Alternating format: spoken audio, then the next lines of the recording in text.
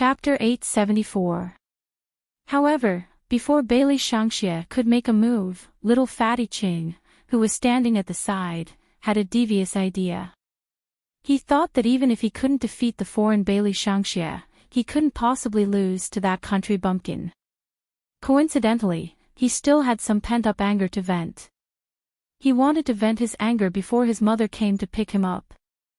Little Fatty Ching was a classic example of someone who bullied the weak but feared the strong. Without hesitation, he wiped the corners of his mouth and walked toward little Qingchen with a fierce look on his face. He looked like he wanted to snatch the cake. The children in Class 1 stared at the scene with wide eyes. They thought that Qingchen was definitely done for. Little Fatty Ching was the most brutal and unreasonable person. Once he bumped into her, she might even fall over, let alone the cake. However, no one expected that little Qingchen, who was eating the chocolate cake, would suddenly stand up.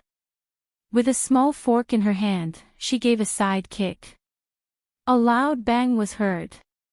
The big meatball, little Fatty Ching, was sent flying more than a meter away by the wind from the kick. That kind of strength and ruthlessness made Bailey Shangxie, who was standing at the side, raise his eyebrows in surprise. However, he still had a cool look on his face.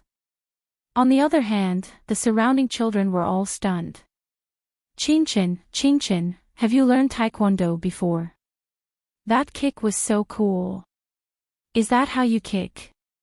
Ha! No, that's not how Qingchen kicked just now. Class 1 was completely lively. They crowded in the center and looked at little Qingchen with eyes full of admiration. If one were to describe the feeling, it would be as if they were treating little Qingchen as an amazing cartoon character, such as Pleasant Goat. Little Fatty Ching, who was lying on the ground, felt his internal organs hurting badly. This time, he cried even more miserably. After all, little Fatty Ching was a child who cared about his reputation. It was still acceptable that he was beaten up by Bailey Shangxie, who had just returned from abroad. He couldn't tolerate being beaten up by a country bumpkin. If others knew about this, how could he survive in the kindergarten? The more he thought about it, the louder little Fatty Ching cried. Almost everyone in the corridor could hear him. The form teacher was still explaining the situation to Madam Ching. When they heard the commotion in the classroom, the two of them looked at each other and hurriedly ran in.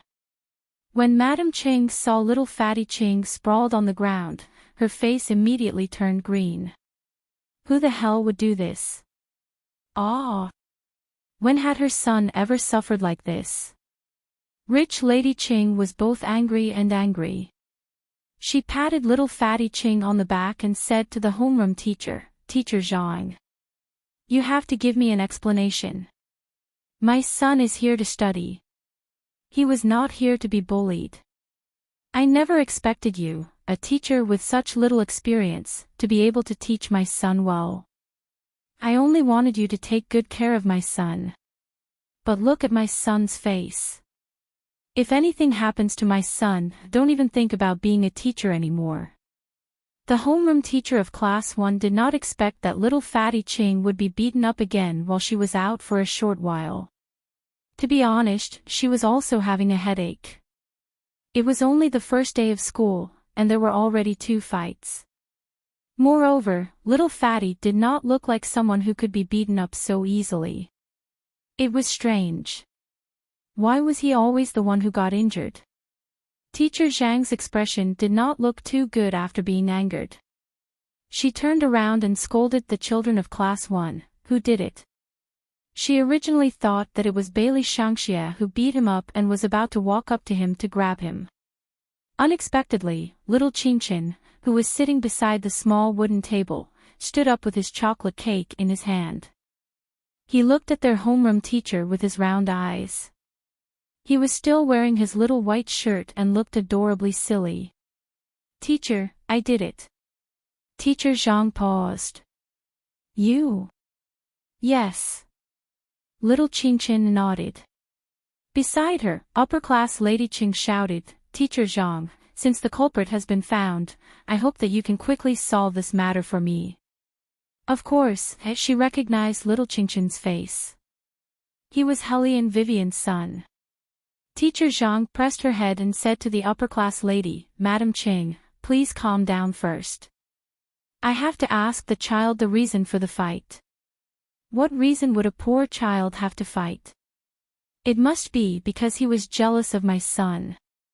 Upper-class Lady Ching sneered. He beat my son up to this extent. This kind of student shouldn't be accepted by your kindergarten. Teacher Zhang was at a loss for words after hearing upper-class Lady Chang's words. Her tone towards little Chinchin also became unpleasant. Why did you fight? Legitimate self-defense. Little Chinchin did not even blink when he said that. Since he was still holding the chocolate cake in his little hands, he looked harmless no matter how one looked at him. But, why was it legitimate self-defense again? Teacher Zhang was momentarily at a loss for words. Did children these days know so much? Or were they led astray by Bailey Shangxie who came back from abroad? Thinking of this, Teacher Zhang couldn't help but look in the direction of Bailey Shangxie. That child was very cool. He looked at everyone as if he was condescending. However, at this moment, he was looking at little Chinchin with a smile that seemed a little evil. Little Fatty Ching felt a toothache when he heard the words legitimate self-defense. Mom, what is legitimate self-defense? I don't care. It's this country bumpkin's fault for hitting me. Help me teach him a lesson. Get the school to expel him. Little Fatty Ching cried and wailed as the fat on his face shook. Upper-class Lady Ching felt sorry for her son. She quickly agreed, okay. Let's go to the principal's office now. When Teacher Zhang heard that they were going to look for the principal, she quickly persuaded, Madam Ching, the children are still young. It's inevitable that they will bump into each other. There's no need to make such a big fuss, right? What do you mean by making a fuss? Am I making a fuss? Upper-class Lady Ching asked in return. She tried to calm herself down. Teacher Zhang, I have always known that my son has many problems. He may look very domineering, but our family has its own upbringing. He is definitely not a child who will stir up trouble. He is even very kind. However, this is not a reason for him to be bullied. Teacher Zhang felt awkward when she heard this. She really didn't know what to say. At this moment, little Chinchin spoke, Madam, is your family's upbringing to let your son snatch other people's cake? I just said that I was acting in self-defense. If he hadn't snatched my favorite chocolate, I wouldn't have sent him flying with a kick. Chapter 875. Bailey Shangxie kept nodding as he listened. That's right, if it wasn't for my son wanting to snatch that piece of chocolate cake. Now, that piece of cake would have been mine. Needless to say, our Debeo was also eyeing that piece of chocolate cake. Hellion Chinchin did not understand either. Why was that non-human fellow nodding his head continuously when he was talking? He looked at the other party with a very strange expression, and because of Hellion Chinchin's words, the atmosphere in the classroom had an obvious change. Madame Cheng's face, in particular, looked as if she had been punched hard. She had never thought that her son would be beaten up for this reason. Madame Cheng understood her son's nature. In the past, he had often snatched other children's things, but Madame Cheng had never taken this matter to heart. They were just children, so what was wrong with snatching things? Anyway, their family had plenty of money. They could just give the other party some benefits. Besides, her son didn't have a bad heart. He was usually very willing to help others. Therefore, Madame Ching had never suffered in this aspect. Now that it was pointed out by a child in such a childish voice, her face burned. Especially that sentence, Madam, is your family's upbringing to allow your son to snatch other people's cakes, made her feel ashamed. Faced with the gazes of the other children, Madam Ching smiled stiffly and said to the form teacher, "Look at this child, he's quite eloquent. He doesn't seem like a 3-year-old at all. No matter what, it's my son who is greedy and thinks that other people's cakes are good. In fact, he has eaten all kinds of cakes. He wants to be close to others, but he doesn't know how to express it. Since it's a misunderstanding, I won't pursue this matter. My son's face still needs to be smeared with ointment when we go back." The form teacher also knew Madam Chang's identity and didn't want this matter to continue, so he smiled as well. But little Fatty Ching couldn't accept it. "Mom, I've already been beaten up to this extent. Why won't you pursue this matter? Bailey Shangxie was the one who beat me. I didn't snatch his things. He beat me until my teeth hurt." When Madam Ching heard this, she was angry. So it wasn't just one person who beat her son. "Teacher Zhang, how do you explain this matter?" The form teacher really couldn't handle it, so he simply said to Bailey Shangxie, "Shangxie, tell us the reason why you beat him up." Teacher Little Zhang felt that this child would definitely be able to say something like Helian Qingchen, so that Madam Ching would leave quickly. But it turned out that Teacher Zhang didn't understand Bailey Shangxie's personality. He was to say, he didn't like to say, "There's no reason, I just didn't like him." Teacher Little Zhang. What happened to self-defense? You. Madam Ching had never seen such an arrogant child before. She was so angry that her hands were trembling. Her voice also became extremely sharp and ear-piercing. "Just you wait. Sunt. Let's go to the principal." Bailey Shangxie didn't care. He couldn't even be bothered to look at his wife's face. His eyes were fixed on the chocolate cake in Helian Qingchen's hands. That was his target. Little Qingchen was silent from the beginning to the end. But in her heart, she was thinking of telling Beauty Weiwei when she got home today. The chocolate cake she made smelled so good that someone was peeking at it from the beginning to the end. Achoo! Helian Vivian, who was basking in the sun beside the BMW Tomahawk, sneezed without warning. Then, she raised her eyebrows. Who was talking about her again? Under the sun, the man in a suit was standing beside her and talking to the American wearing sunglasses. His expression was serious throughout the whole process. The rest of the rough men changed their clothes one by one. "No, this looks too much like a gangster's. Little boss will be criticized by the children in school. You can't bring a gun there. That's a controlled product. If it's found out, you still have to use your connections. You can just play with it and disassemble it yourself. Don't lead little boss astray. Also, what car are we driving?" When Big Boss sent little boss to school, she was riding a BMW Tomahawk. "We have to be better than her. We can't be inferior. It doesn't matter what car we drive. What's important is that you see if I'm kind enough now." If they were going to kindergarten, they had to dress up nicely. Otherwise, under normal circumstances, with their looks, they would either scare the children or be treated as a bear by the children. No matter which one it would make little boss lose face. They had to show off their absolute arrogance and win glory in front of little boss. Helian Vivian originally planned to sleep. After all, she was working at night now.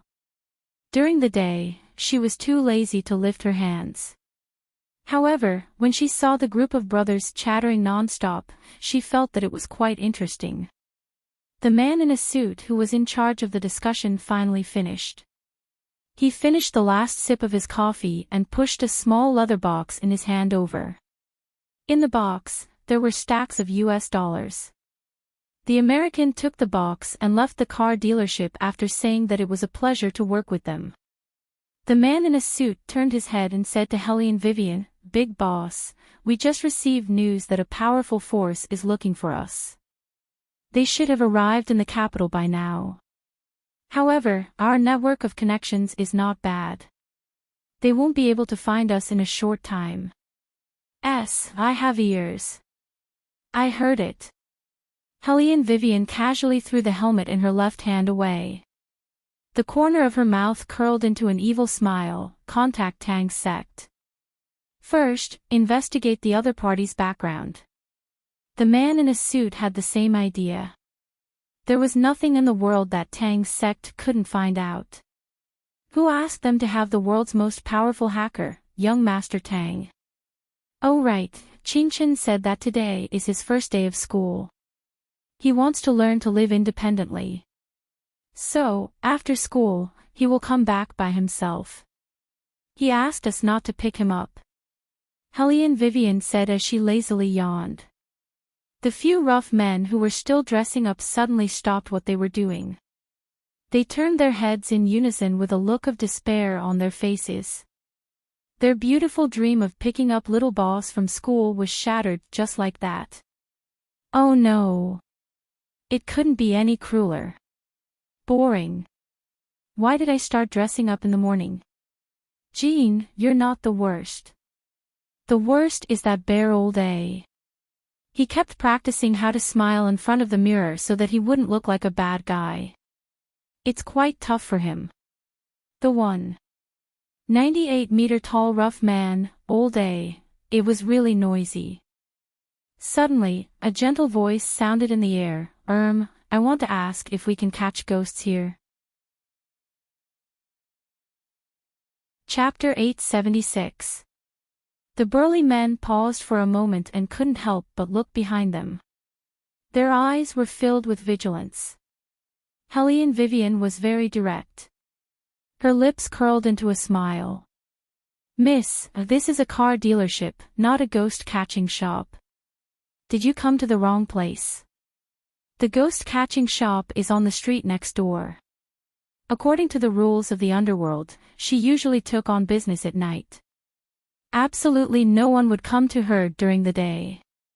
I heard someone say that this place can help you catch ghosts. The man was wearing a gray robe that was stained with grease. He looked at Helene Wei eagerly and said, that man's surname is Tang. He said that as long as I come here, someone will help me. Young Master Tang. Helene Vivian's expression changed slightly. She looked at the woman and asked, did he give you anything? Something. The woman seemed to remember something. He said, when I get there, I'll give you the phone. The woman took out the phone that was not worth much from her pocket. As soon as Helene Wei took it, the originally dim screen changed. A silver fox mask suddenly rose up and gradually transformed into a string of words. Not too many, not too few, only 7 words. This case is yours. The burly men were already used to young Master Tang's ability to hack into any electronic system. The woman who came to Helene Vivian didn't expect her phone to have such a function. She covered her mouth and widened her eyes. What is that? Mission card. Helene Wei chuckled softly and returned the card in her palm to her. The woman took it and studied it for a long time. However, the image was gone. Where did it go? Helene Vivian didn't answer her. Tang's sect's secret orders were directly issued by young Master Tang. Every time, the method was unexpected. The more it was like this, the more protective it was of them. Tell me, what did you encounter? Helene Wei casually crossed her long legs to the side. Her smiling appearance could easily make people let down their guard. The woman's eyes immediately overflowed with tears. Her crying voice was somewhat desperate. My son is missing. I can't find him no matter how hard I try. Did you call the police? Helene Vivian asked in a low voice. The woman clenched her fists. Less than 24 hours. The police said they won't accept it. That is indeed the case. This was also the reason why more and more children had gone missing in recent years. To be honest, 24 hours was too late. However, how can you be sure that your son's disappearance is related to ghosts? This was what Helene Vivian really wanted to ask. The woman looked around and said, "It's not just my son. When the kindergarten started this year, one child disappeared every 2 days. Moreover, it was only in the afternoon when school was over. Because the children didn't go missing for long, and the school insisted that they were picked up by relatives. But I know my son. He would never leave with someone he doesn't know." Kindergarten big class. Helene Weiwei raised her eyes. "Is it the kindergarten in our district?" The woman nodded heavily. "I told others that there was something wrong with that kindergarten, but no one believed me. But it's really not right. There's nothing wrong with the kindergarten." Helene Vivian calmly interrupted her, but her brows were furrowed. She looked like she was thinking about something. The woman bit her thin lips. "Even you don't believe me?" "It's not that I don't believe you. I've been to that kindergarten." Helene Vivian paused and said, "My son goes to school there too. He just reported in today. There's nothing wrong with the kindergarten. The most important thing is, who took your son away? But with these conditions, we can't be sure that it's related to ghosts." The woman heard Helene Vivian's words and hesitated. She wanted to say something but stopped. Helene Vivian smiled and continued, "If you don't tell me everything you know, it will only drag on. The possibility of saving your son will become very small. Actually." The woman couldn't stop crying as she spoke. "More than a month ago, something was wrong with my son. I think you can see it too. Our family's conditions aren't good. His father is an ordinary construction worker. I set up a ramen stall myself. In the afternoon, there were many people eating noodles, so I often went to pick him up very late. At that time, he told me that he always felt that someone was following him. At first, I thought that he was just imagining things. Later, he stopped saying that, so I didn't take it to heart. But a few days before the child went missing, he was clearly alone, but he seemed to be talking to someone in his bedroom. When I asked him, he said that it was a little brother playing with him. There was no little brother in the room. After I heard that, I was very scared, so I went to the great immortal to ask for a talisman. Later, my son finally returned to normal, but he was gone." Helene Vivian heard her words and looked behind her. She chuckled and said, "Besides your son, did you and your husband have another child?" The woman suddenly froze. How did you know?" "I calculated." Helene Vivian looked at the little shadow behind her. "He died in a car accident, right?"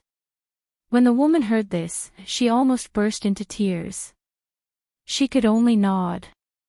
Ghosts were not supposed to be known to ordinary people, but Helene Weiwei still told the woman the truth in a roundabout way. "Your son did see a little brother, but that little brother didn't come to hurt him. Instead, it was a natural connection between brothers. He sensed danger and wanted to protect the other party, but his strength was too weak and he couldn't resist the Chinese talisman, so he left the place where he was protecting the other party. If I'm not wrong, after he left, your son was taken away by someone else." Hearing this, the woman seemed to have understood everything. Tears streamed down her face. I thought he was angry with me and his father for giving all our love to Xiao Xiang. That's why he kept pestering Xiao Xiang. Children have always been simple and pure. Whatever you give them, they will give in return. Even if their parents are biased, blood ties are also present at birth. Helene Weiwei stood up, the light in her eyes slightly heavy as she looked at the setting sun not far away.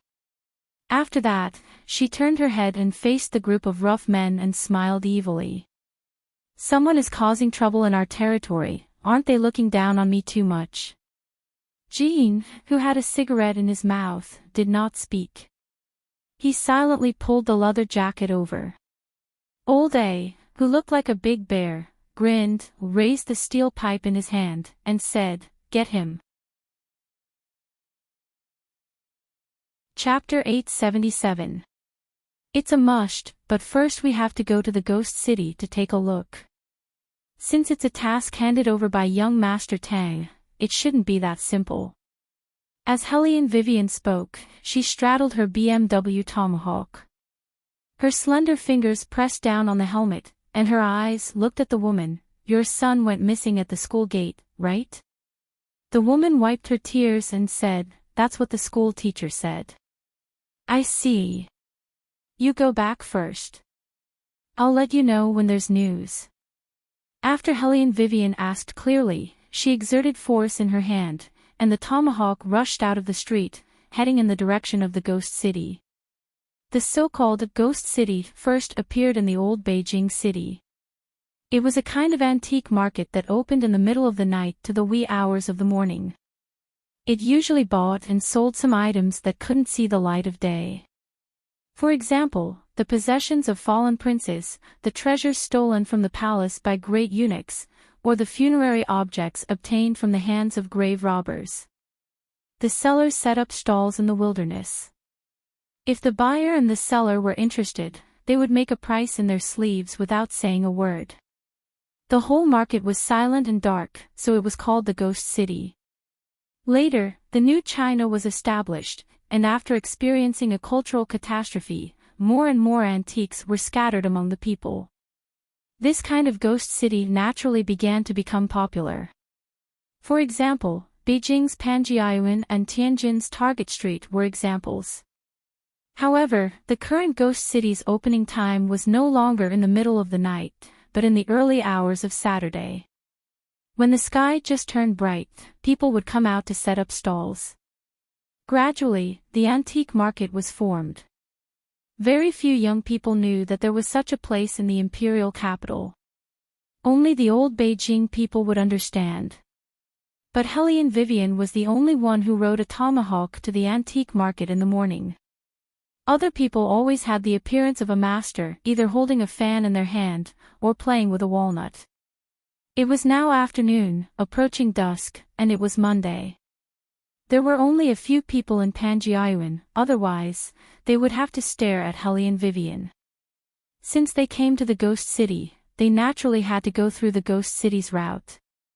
He took out a piece of paper as a knock on the door. A short while later, the unassuming wooden door in the old alley opened.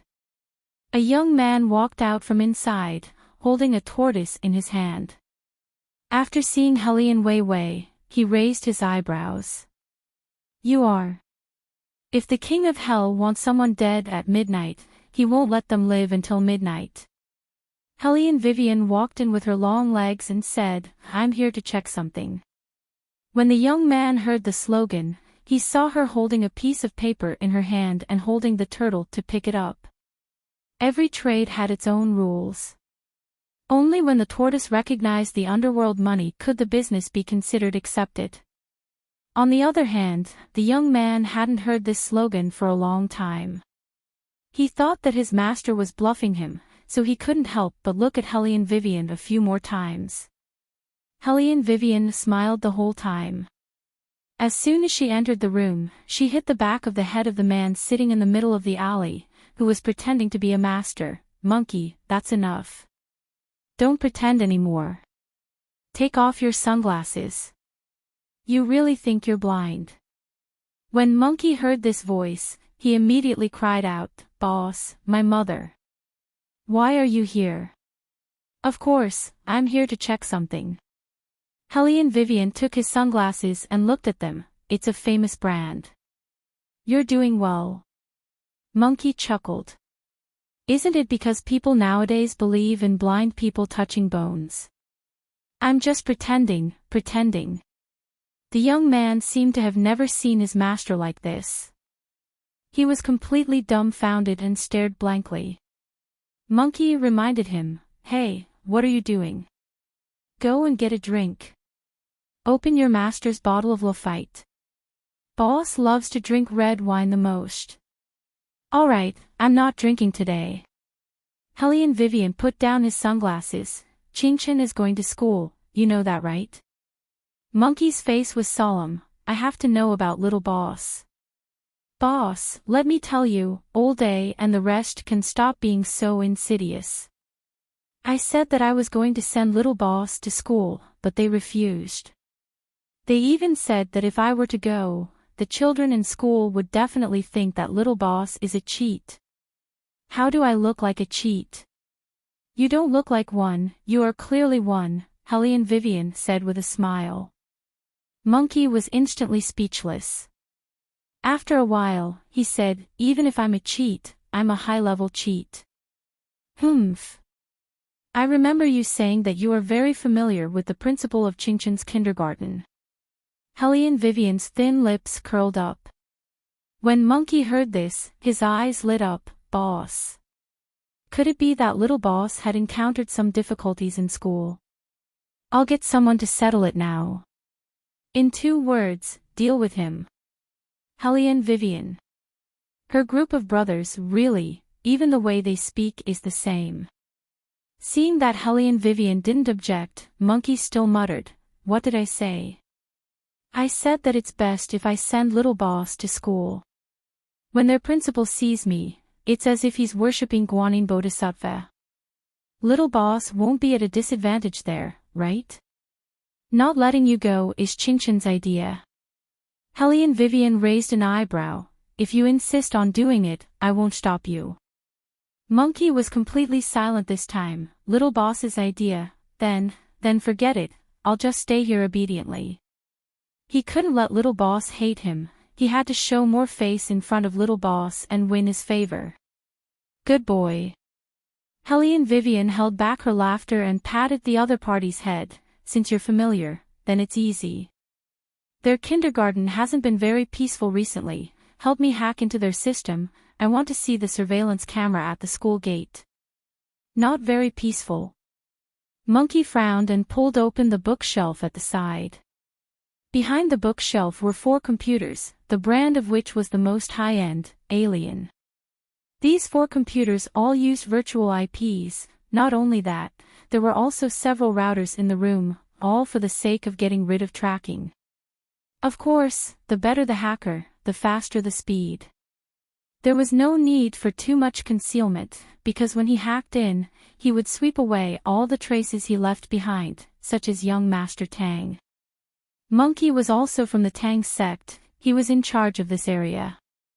Once the main computer was turned on, the 4 computers ran at the same time. He sat in front of the computer, his fingers quickly typing on the keyboard. For some unknown reason, the computer screen suddenly turned black. Various English codes kept appearing on it, finally stopping on a teacher's office page. Found it. Monkey stared at the screen. This should be very fast. Use the chat software to hack in, then enter the school network. Finally confirm.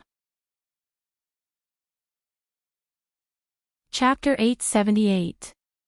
Paw. The crisp sound of the keyboard rang out. As soon as Monkey finished speaking, the images on the 4 screens immediately changed, showing the scene at the entrance of the kindergarten. This is today's video. Monkey's fingers were still on the keyboard. In order to allow Hellion Vivian to better observe, he divided each image into 4 parts. Hellion Vivian originally wanted him to directly switch to the day the child went missing, but after seeing this morning's video, she suddenly paused. Wait a minute, why isn't the video from 9 a.m.? The video from 9 a.m. Monkey frowned and switched back the video, his eyes widening. It's really not there. The time on the video has disappeared by 5 minutes. Hellion Vivian narrowed her eyes. 9 a.m., which was the video that appeared after she sent her son to school. Thinking of this, she moved the mouse twice and finally fixed it on a Lamborghini sports car. Her eyes were filled with coldness. The video disappeared after this carriage appeared. Later, check the owner of this car. Okay. Monkey was very fast. Hellion Vivian didn't stop thinking. Now, switch the time. Look at the time when the kindergarten ended yesterday. It should be around 5:30 p.m. to 7:30 p.m. Monkey followed Helene Vivian's instructions and pressed a few buttons on the keyboard. The strange thing happened again. This time, the time didn't jump. Instead, the video completely turned white. It was as if there was a malfunction in the video, causing it to crackle. What's going on? It's so strange, Monkey said as he frowned. At this moment, Helene Wei's eyes darkened. Someone is targeting this kindergarten. It wasn't a ghost. She didn't feel any evil aura. Instead, it was the scene from this morning that seemed more like something was wrong. Since it wasn't a ghost, it was man-made. From Helene Vivian's experience, man-made situations were usually more troublesome than ghosts. However, the culprit's target was too strange. Logically speaking, if someone wanted to kidnap a child, they would definitely choose someone rich. The kindergartens in this area were all for elites. Many children of high officials and nobles would be sent there. It was clear at a glance that the family conditions of the clients who came to see her today were not very rich. Then why did the other party kidnap a child from such a family? Unless, the other party wasn't looking for a ransom. It seemed that the other party was very smart. The imperial capital was different from other places. Kidnapping and extorting in such a city was undoubtedly asking for trouble. Since it was not for the ransom, there was only one other possibility. Child trafficking. According to the crime statistics, child trafficking in China had reached a peak. Under normal circumstances, missing children were usually between 1.5 years old to 4.5 years old. This was because children at this age did not have complete memories and were easy to control and carry away. Even if they cried, it would not attract the attention of others because everyone would think that the child was throwing a tantrum and would not think of the problem from the perspective of abduction. Monkey, continue to attack the opponent's network. Check the school's documents and see if these missing children are between the ages of 1.5 to 4.5 years old. Helene Wei quickly cut to the chase. Monkey was not idle. His fingers quickly scrolled down. That's right. The oldest is only 4 years old. Most of them are 3 years old. As expected. This was an organized and premeditated abduction. It was very unusual.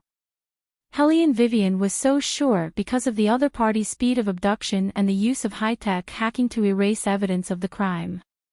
Moreover, they were very clear about the time when the police were dispatched. For a mature criminal organization, 24 hours was more than enough time to transfer the child to any place. After all, children at this age did not need an identity card to enter the high-speed rail. The imperial capital was a place where transportation were located. It was too easy to transfer them. Helene Wei quickly realized how tricky this case was. Since it was handed to her by young Master Tang, the same situation must have happened to other kindergartens as well. The Tang sect was loyal to the Huaxia Empire. Every generation of people had to join the army. In many cases, the Tang sect would secretly solve problems that people did not realize. This time, it should be the same. With this thought in mind, Helene Vivian asked Monkey to hack into the other kindergartens. Sure enough, the same situation happened in all the kindergartens in the district. However, because the matter had not spread, people did not realize the connection between the two. The other party's targets were children from poor families. It was inevitable that there would be times when such children would not be seen by their parents. For example, when they were late to pick them up, even if there was an abduction, it would not be dealt with immediately. This was because the other party did not have the ability to override other forces. But where were they going to sell so many children at once? While Helene Vivian was deep in thought, it was time for the children in the kindergartens in the other district to be released from school. Bailey Shangxia was still thinking about how to beat little Qingchen into submission and take her as his follower. So, as soon as school was out, he followed behind little Qingchen coolly. Little Qingchen was still holding half of the chocolate cake in his hand. He was carrying a small school bag on his back. He planned to eat it while walking. In the past, at this time, the devil dog would show up majestically. Today, Little Black did not appear. Instead, it was replaced by a guy who was not human. Little Qingchen turned around and looked at Bailey Shangxia. Bailey Shangxia immediately raised his eyebrows. Evil and bloodthirsty. Little Qingchen immediately made up her mind to let him follow her. When they reached the car dealership, she would catch him and bring him to Beauty Vivian. She would see that there were still good-looking monsters in this world. If possible, she would like to raise one. Thinking of this, little Qingchen looked behind her again. Her little face was full of seriousness. She would raise him. He could fight, and he had the same function as Little Black. Our crazy and cool Debeo did not know what the other party was thinking. Anyway, his idea was the same from beginning to end. Beat the other party, make the other party be his follower, and steal the other party's chocolate cake. The two little people walked one after the other. Each had their own thoughts, waiting to see who would make the first move. Little Qingchen was still a little shaky when she walked, but Bailey Shangxia was different. From beginning to end, he was noble and had the unique elegance of a demon. However, compared to his father, he had more of a dark demon aura. At this time, a man in a navy blue shirt looked left and right. While little Qingchen was looking back, he came to her side. Chapter 879. He didn't know how fast and vigilant little Qingchen was. He also didn't know that little Qingchen had noticed him as soon as he left the school gate. However, little Qingchen didn't take him seriously. Compared to this man, he was more concerned about whether his chocolate cake would be snatched away by that inhuman guy. At the school gate, the man naturally wouldn't be too obvious. Moreover, he wasn't acting alone. There was a woman behind him. The woman was carrying a baby about the same age as little Qingchen. The baby was the goods they had just obtained through abduction. Although it was a little cruel to describe a child as a goods. However, in this notorious business, they called children goods. They specialized in selling and abducting women and children for a living. Their humanity had long been obliterated. The children they abducted were usually slightly older and weren't as easy to deal with as babies. Some of the sensible and smart goods would be dealt with directly. They would even be made into disabled children who could easily arouse the kindness of others. They would specialize in professional begging and never see the light of day again. Their modus operandi was also quite mature. Under normal circumstances, they would first let the goods be in a relatively quiet state. For example, the baby in their arms now. The road was bustling with people and cars, but even such a movement didn't wake him up. The baby was nestled in the woman's arms with his head tilted. He seemed to be in a deep sleep, but his closed eyes were red and swollen. The man bent down and smiled at little Qingchen. He looked very harmless. "Little friend, is there a pharmacy nearby? My child is sick. I want to sell some cold medicine." Little Qingchen glanced at him without a change in expression. The man didn't seem to expect such a reaction. He called out again, "Little friend. Follow me. I'll take you there." Little Qingchen took a small spoon and took a bite of the chocolate cake before speaking slowly. The man's eyes lit up. "Then it can't be better. Thank you, friend." Children were so easy to deal with. It seemed that when there was no one around, they would be able to kidnap him. Thinking of this, the man looked back and exchanged glances with the woman who was carrying the baby. Their eyes were filled with a meaning that only they knew. There were 2 abduction missions today. Apart from the baby in the woman's arms, the other target was the child named Enchanting. According to the information they received, this child came from a very ordinary single-parent family. His family owned a car repair shop. When school started, he was teased by the children, saying that he was a little poor boy. Even if such a child was lost, it would not cause any impact. When the man was thinking about these things, an obvious black fog rose from his body. That was the evil thought that came from the human heart. Such creatures were no different from evil ghosts in the eyes of demons. Bailey Shangxie watched from behind with his hands in his pockets, looking very cool. After hearing what little Qingshan said, he raised his eyebrows. His first reaction was that his chocolate cake was going to be stolen. Without saying anything, he immediately followed them domineeringly. The man smiled at little Qingshan, but his left hand was hanging by his side, as if he was holding something. Upon closer inspection, one would realize that it was a handkerchief. However, before the man could do anything, a police station appeared on the scene. A police station appeared in front of him. There was a policeman standing there, holding an electric baton in his hand. The man was not stupid. On the contrary, he was very smart and his reaction was very quick. After seeing the police officer, he immediately realized something and quickly threw the handkerchief away. He looked at little Qingshan with vigilance.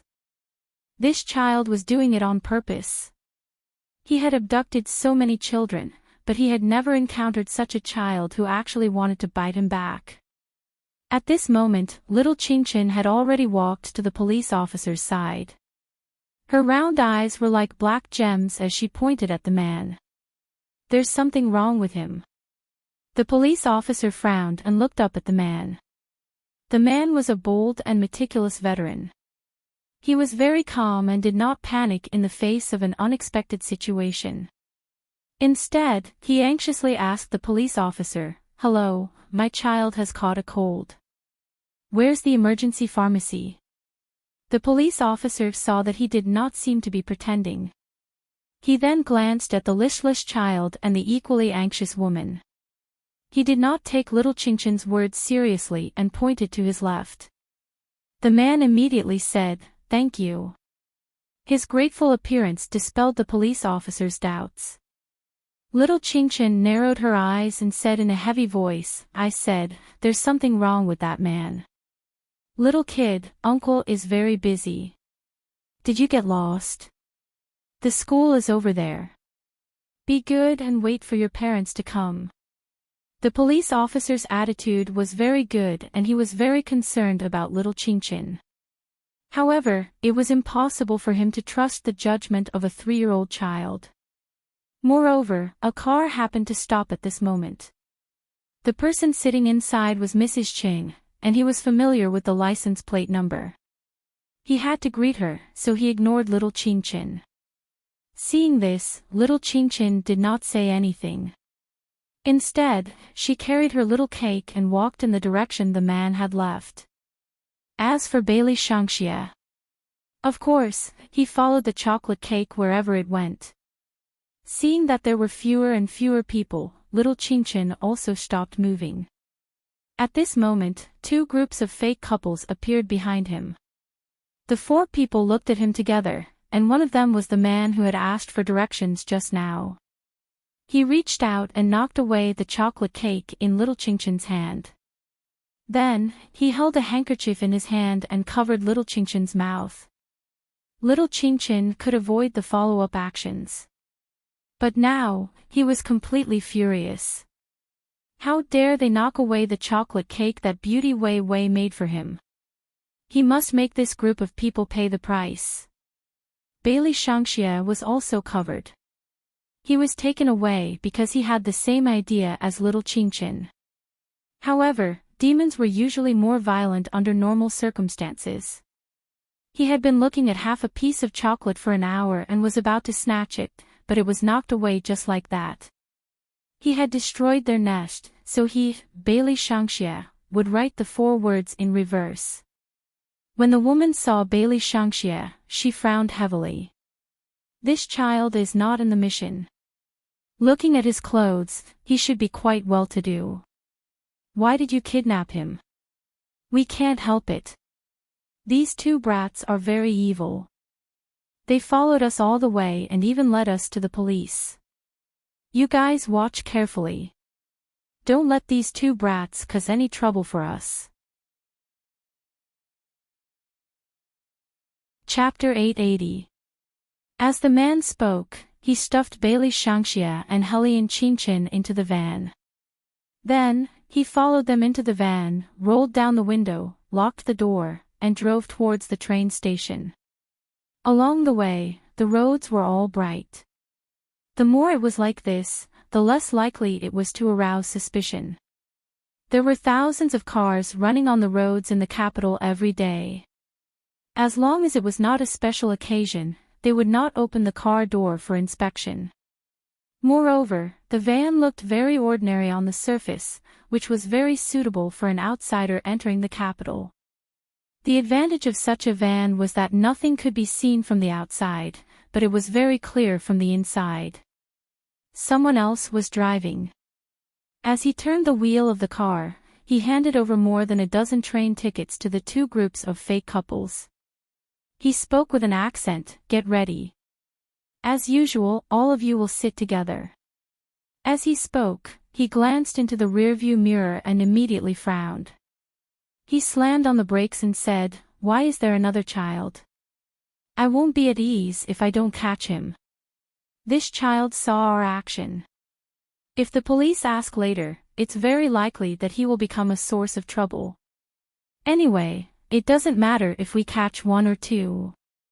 The child of the family selling sesame seed cakes is easier to control. It doesn't matter if we send him away later. Let's sell these 2 goods first." As the man spoke, he covered Bailey Shangxie's nose with his handkerchief again. When the driver saw this, he knew that there was no turning back, so he simply gave them 2 sets of shabby clothes. Change the leather jackets and white shirts that the 2 brats are wearing. They're too eye-catching. Not only were the clothes eye-catching, but the 2 children were also very handsome. They did not look like the children of ordinary families. The traffickers moved quickly. In a few seconds, they changed Bailey Shangxie and Little Qinchin's clothes. However, they still kept their pants. After all, it would not affect anything. Once everything was done, the man placed the 2 little ones in a seat with their heads against each other. This was a common trick used by high-level traffickers. Sometimes, if conditions permitted, it was easier to abduct 2 children than to abduct 1, because the illusion of warmth would allow them to pass unimpeded in the event of an inspection. Sigh, when these 2 brats closed their eyes, they really looked like a pair of brothers. After entering the van, the woman clearly relaxed. She munched on sunflower seeds and looked behind her as she spoke. The man yawned and didn't care at all. Children don't all look the same, but these 2 are really too good-looking. Remember to cover their faces with collars when we get to the train station later. Let's take a nap now. When we get on the train, we have to brace ourselves to deal with it. The woman knew that what the man said made sense, so she closed her eyes as well. Other than the driver, the rest of the people wanted to take some time to rest. No one noticed that the fingers of the 2 little fellows beside each other moved. They were clearly awake and had not been drugged. This was especially true for Bailey Shangxie. Not only did the drug not make him fall asleep, but it also made his eyes turn even redder. Of course, little Qinchin noticed the unusual aura on this non-human. She clenched her little hand and grabbed his wrist, meaning that he shouldn't ruin her plan. It was the first time that Bailey Shangxie was grabbed by someone. He opened his eyes and glanced at little Qinchin. He looked very cool. In fact, it was very easy to deal with this group of people. They were just a few stupid humans. At most, he would eat their souls in 1 bite. However, Bailey Shangxia had never taken a train before. He didn't mind taking a trip to experience the human experience. What's more, he said that he would destroy the other party's nest. Thinking of this, Bailey Shangxia closed his eyes again. He probably felt that this position was good. He, who had never had any communication with his peers, lazily leaned against little Qingqin and fell asleep. This was basically the time when the children would be sleepy. Especially little Qingqin, who had sat in the classroom for the entire day, was also sleepy now. He emptied his thumb, put it in his mouth, and fell asleep while biting it. It was said that blood was connected. This principle was not false at all. Even Bailey Shangxia and Helian Qingqin didn't know that when they leaned their heads against each other, their sleeping posture was the same. The night outside the window gradually darkened. It was 7:15 p.m. This was the time when the railway station had the largest flow of people. According to statistics, there were more than 300,000 people who would transfer at this station in Beijing West every day. Among them, there were countless intellectuals, people from all walks of life, and countless migrant workers. The railway station was bustling with activity. There was not a moment of silence. Everyone was checking their tickets and entering the station. Dusty bags were squeezing around. Some people were carrying rolled quilts. This was not like the south of Beijing, where the high-speed rail was used. It was relatively more difficult to control. The security personnel mainly looked at whether the ID card and the ticket could be matched. As long as they met the standards and did not carry any dangerous goods, they would be allowed to pass. It was simply a fantasy to ask them to spare time to check whether the children were unconscious. After all, their work was very tiring. It was already very difficult to sit there and continuously check and check. That was what the human traffickers valued, which was why they chose to board the train here. The train left at 7:30 p.m. This was also the time when the parents would discover that their children were really missing. But so what? They had already brought their children on the train. It had to be said that their plan was perfect. The only mistake was that they abducted the wrong people. The sound of the train rang. Beijing's sky was completely dark.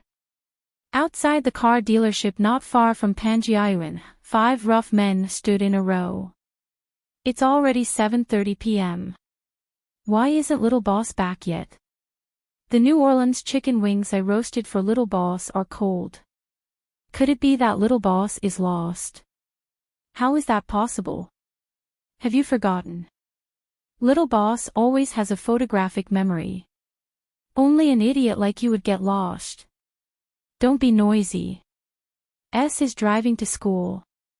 He should be back soon. The one who was relatively calm was L, who was holding a dismantled iron pipe. But before S came back, Helian Vivian's BMW Tomahawk appeared. The lines were smooth and beautiful. She braked handsomely. Then, she took off her helmet and raised her eyebrows. What are you all standing here for? The 5 rough men looked at each other and said seriously in unison, waiting for Little Boss. Qingqin is not back yet. Helian Vivian paused and frowned. It was only half an hour's journey from here to the kindergarten. Even if he wanted to take Little Black for a walk, he should be back by now. Chapter 881. Just as Helian Weiwei was thinking about this, the sound of another car braking could be heard. It was the modified Hummer driven out by Suit Man S. His expression did not look good, it could even be said to be ugly. This was a strong contrast to his usual gentleness when he was flirting. Even when facing the most powerful enemy, he had never shown such an expression. With a bang, the car door was slammed shut. S didn't even have the time to greet Helian Vivian. He clenched his fists and threw out a bomb. Little Boss is missing. These 6 simple words instantly changed the relaxed atmosphere in the surroundings. What did you say? Old A, who didn't smile, was like those outlaws that were often seen in movies. At this moment, the scar on his face had an obvious chill. Rubbed his face. I went to the kindergarten. The kindergarten teacher didn't know how little boss disappeared. At that time, she was dealing with a fight in class. She said that little boss beat someone up. She wanted little boss and another child to wait in the classroom. She didn't expect little boss and that child to disappear just as she finished chatting with the parents. The security guard also confirmed that little boss had indeed left the school and even talked to a man who looked like a relative. He should have been picked up by the relative. This is fucking bullshit. Other than us, little boss doesn't have any relatives. This is simply... It's not missing. Helene Vivian, who hadn't gotten out of the car, interrupted S. Her eyes turned completely cold. It's abduction. Abduction. It wasn't just the 5 burly men. Even the young L jumped up and threw the steel pipe in his hand. They were already unhappy that the other party was doing business with children in their territory. Now, they even dared to touch little boss. Were they looking for death? L was the most direct. Without a word, he took out all his equipment from the garage and said coldly, "Let's go." The calmest person in the group was probably Helene Vivian, his mother. She looked at the few brothers in front of her who looked like they were about to kill someone. She wasn't very agitated because she knew that there weren't many people in the world who could hurt Chin. However, to dare to kidnap her son, the other party was indeed tired of living. It was one thing for Helene Vivian not to worry, but it was another thing for her son to be touched. Old A, call Monkey and tell him to come to the garage immediately. As Helene Vivian spoke, she dismounted from her battle axe and tossed her helmet aside. Her waist-length chestnut-colored hair fluttered in the wind, and she exuded the aura of a queen. She was beautiful and fierce. Send out a notice. Tell all the organizations that the ghosts have returned. Hearing the last sentence, the 6 men were all shocked. Their eyes were filled with a light that they hadn't seen in a long time. Suitman S's cell phone held almost all the secret and blocked contact information. A small email was sent out. The world's top firearms organization, Spectre, had reappeared. The Southeast Asian side did not know what had happened and immediately contacted the other side. They were afraid that they had offended the mercenary queen. Of course, there were also those who were not afraid of death. After all, 3 years was a very long time. Even if the ghosts were resurrected, they might not be as glorious as before. They did not forget that the reason why the ghosts went into hibernation was because their boss was severely injured. Even now, no one knew whether he was alive or dead. However, more than 90% of the people were still very afraid of them. This was especially so for the big boss of the Ayaman sect, which was located closest to Huaxia and was famous for its gambling. He was so shocked that he immediately gave S a call. His lips trembled as he held a cigar in his mouth. I am. Suit Man had now resumed his attitude towards outsiders and was very professional. The big boss immediately stated, "I only deal in casinos now." What he meant was, "Don't mess with me. I don't touch firearms, and I didn't offend you." Helene Vivian saw the call and raised her eyebrows. "Who is it?" Of course, the big boss on the other side heard the voice and his scalp immediately went numb.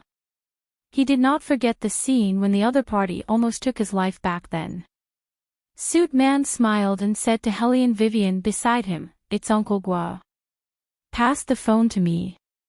Helene Vivian did not beat around the bush.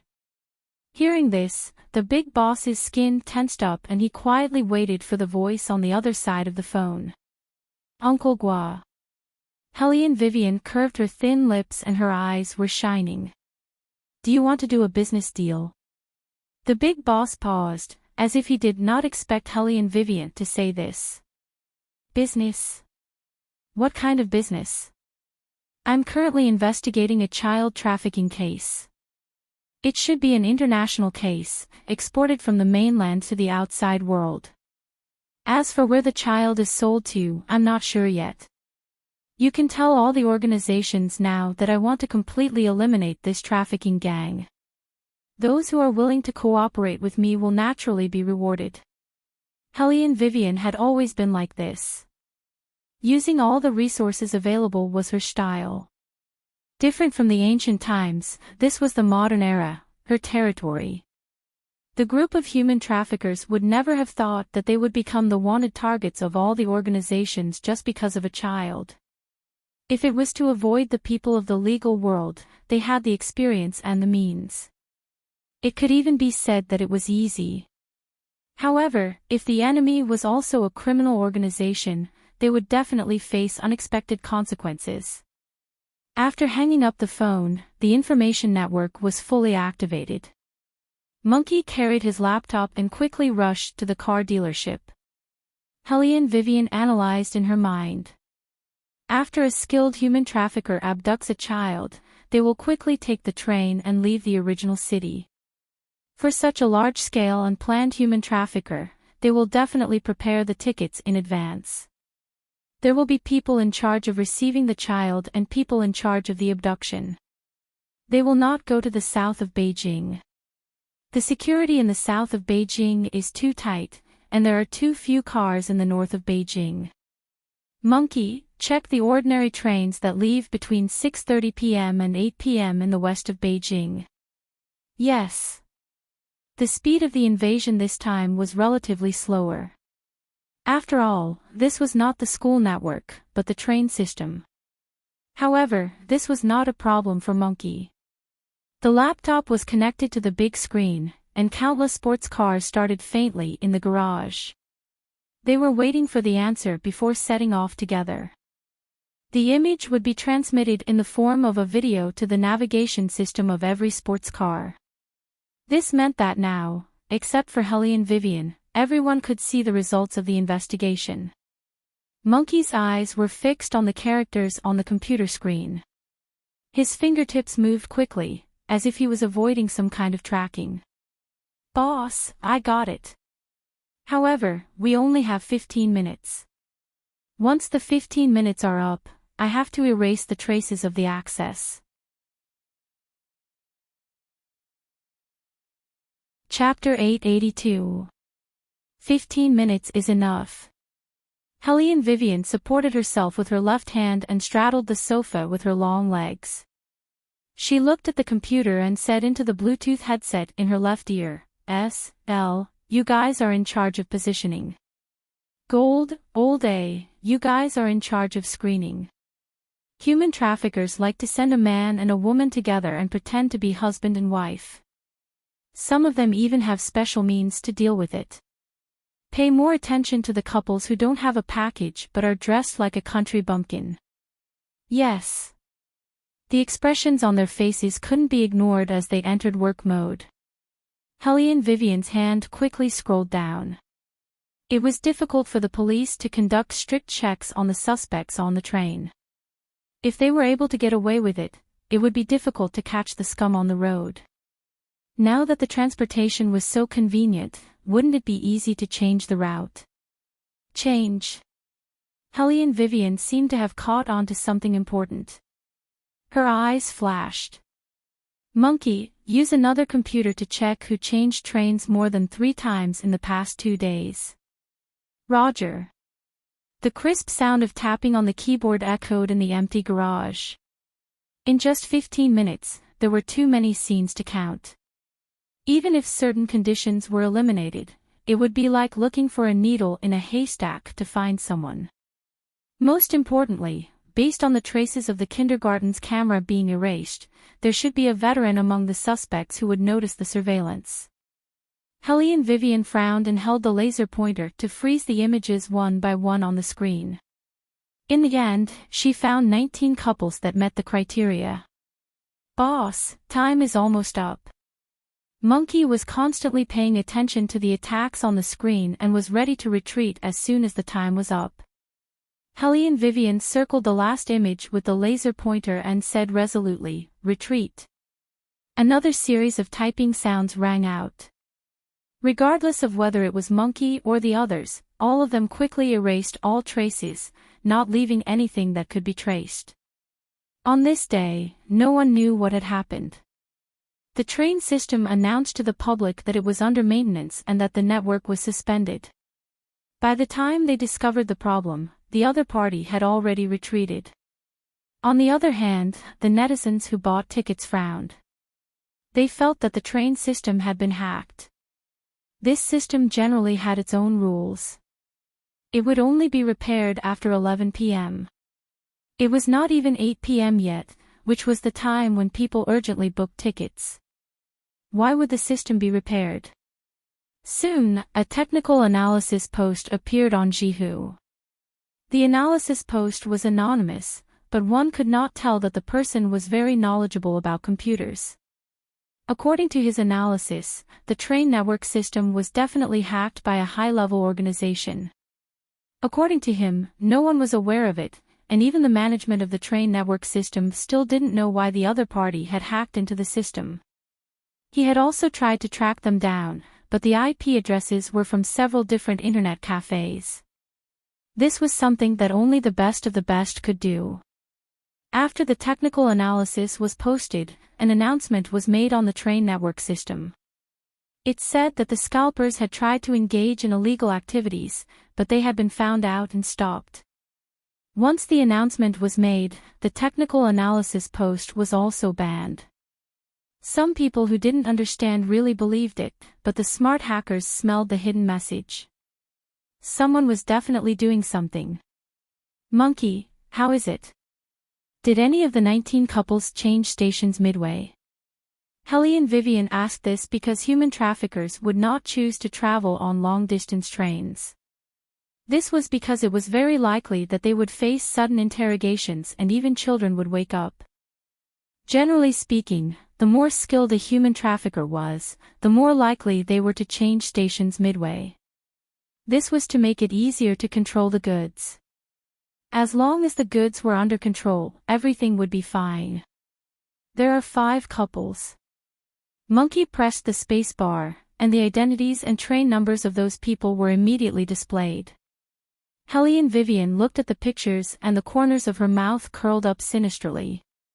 She put on the Bluetooth earpiece and said, "You've received the pictures, right? Remember their information and train numbers. Now, we'll start to locate them and chase after them separately."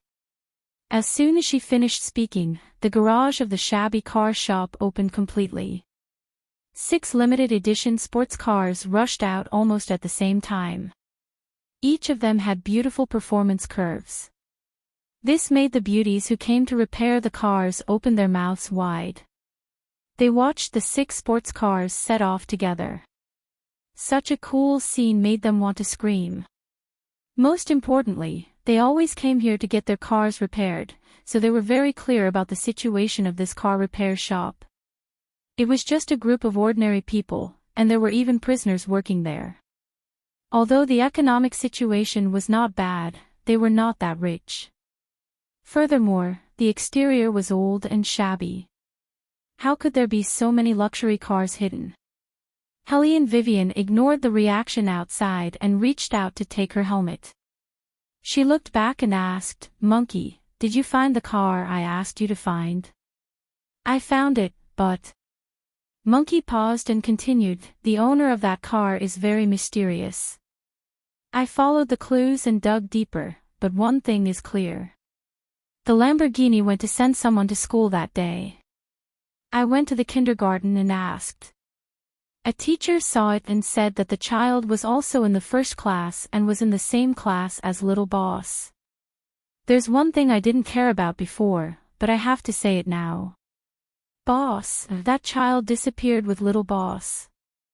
Helly and Vivian stopped in surprise and raised her eyebrows. What happened? The 2 of them were abducted together. It seems to be the case. Monkey touched the bridge of his nose. But that child's parents seem to be calmer than you, boss. They didn't go to the school to look for their son. Helene Vivian touched her chin with her slender fingers. This time, the traffickers abducted children from ordinary families. They even specifically targeted children who were slightly poorer. Qinchin should have been mistaken for a poor student, but the child driving the Lamborghini was also abducted. This is not normal. The traffickers probably had no choice but to take him away. Wait a minute. Monkey angrily interrupted Helene Vivian. Boss, are you saying that Little Boss was abducted because the traffickers thought that Little Boss was poor? Little Boss was poor. Damn it. He was going to donate a teaching building to the kindergarten in Little Boss's name. Chapter 883. Helene Vivian coughed softly. Why are you so agitated? I can't tolerate the fact that Little Boss is poor. Monkey stood up with a bang. Helene Vivian comforted him. All right, let's talk about it after we find him. Soon, those people will know that kidnapping Qinchin is the biggest mistake they have made in their lives. We must destroy them. Monkey was still angry. Helene Vivian thought for a while, even if we can't find the owner of the Lamborghini, we should be able to spread the news and tell him again that his son has been kidnapped. Okay. Monkey calmed down a little, thinking that the owner of the car was definitely not an ordinary person. If he joined them, they would be able to find them faster. After that, Helene Vivian didn't say anything else. She put on her helmet, crossed her long legs over the battle axe, and rushed out of the car. 5 minutes later, in a luxurious villa buried deep in the capital, roses covered the entire wall, as if no sunlight could penetrate it. A tall and straight man was sitting in front of the large floor-to-ceiling glass window. His slender legs were crossed, and his head was lowered as he listened to the report of the people below. He supported his chin lazily with one hand, looking completely indifferent. The silver-white hair on his forehead fell down and blocked his eyes, making it difficult to see his appearance clearly. All he could see was the smooth curve of her chin. However, with him as the center, there was an ethereal black fog behind him. There seemed to be something hidden in the black fog that could surge out at any time. Mr. Bailey, this is the news I received. Little young Master Shangxia has been kidnapped. The middle-aged man knelt on the ground, his teeth chattering as he said, We will inform the people in the school to look for him and see if anyone knows where he went. Upon hearing this, Bailey Jiaju glanced sideways at her. His eyes were long and narrow, slightly slanted upward, exuding a faint sharpness. His skin was pale white, and from afar, there was a kind of morbid coquettishness.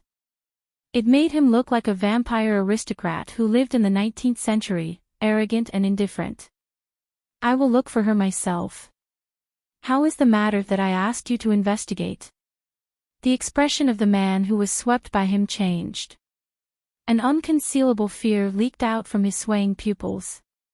He stuttered as he replied, What Mr. Bailey is looking for, I'm still investigating. However, in China, it can't be compared to in the West. Some methods can't be used. I still need a bit of time to determine whether or not that Miss Helene is in the capital. 3 days, Beligaju looked at him coldly. Director Zhang, I will only give you 3 days. 3 days. Director Zhang wiped his cold sweat. Isn't this a little too rushed? Beligaju laughed, his voice, You think it's too short? This is the longest time I will give you to live. As soon as his voice fell, the black fog behind him surged for a while. It seemed like there were countless demons hiding in it, and each of their eyes were as red as blood. Director Zhang immediately felt his throat choked, and he didn't have the courage to refute. He said hurriedly, Sir, don't worry, I will definitely find her. I will use all my power now to continue the search. Only then was Bailey Jiaju satisfied. He asked the shadow behind him to make way for Director Zhang. Director Zhang saw this and didn't dare to stay at all. He ran out of the villa in 2 steps, scared out of his wits. Outside the villa, little Fatty Chang's father, Qing Longquan, was waiting for his uncle and boss. Seeing his uncle like this, he couldn't help but open the car door and muttered, "It's better not to come this time. The Zhang family has power and influence in the capital, why should we be afraid of a rich businessman who came from nowhere?" "Shut up." Director Zhang was afraid that someone would hear him, so he looked around and breathed a sigh of relief. "Don't say anything bad about Mr. Bailey in the future. He is not just a rich businessman. Remember, this person not only controls the lifeline of the Zhang family, but also can buy all the properties of other families. I met him in the UK.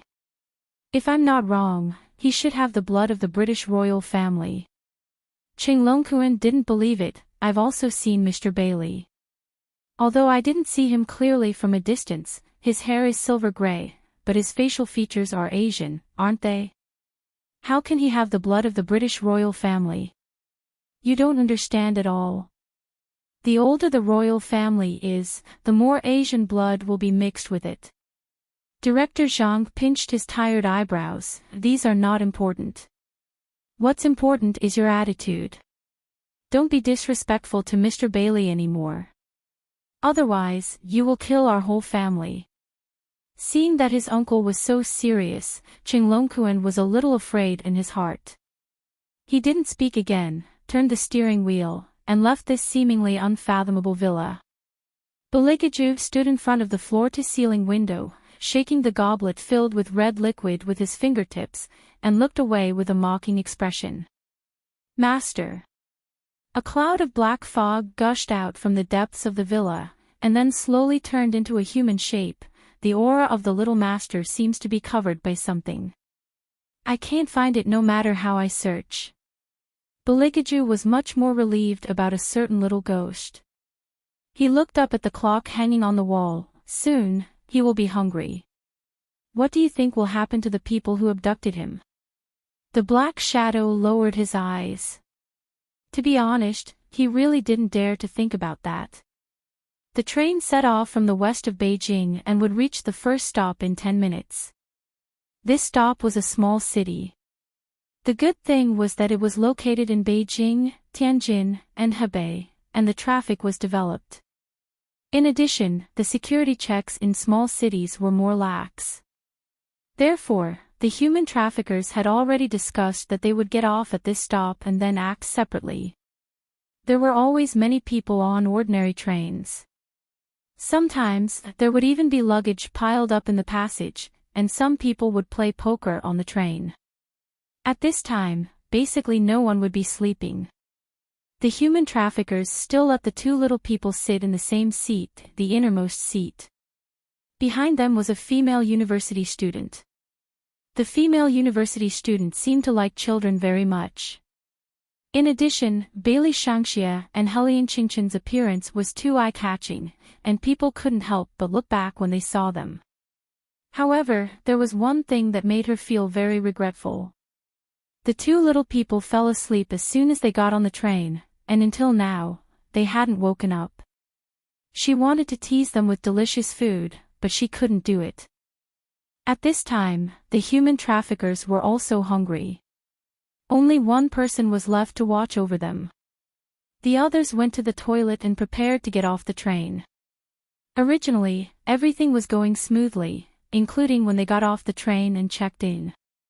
However, it was different outside the station.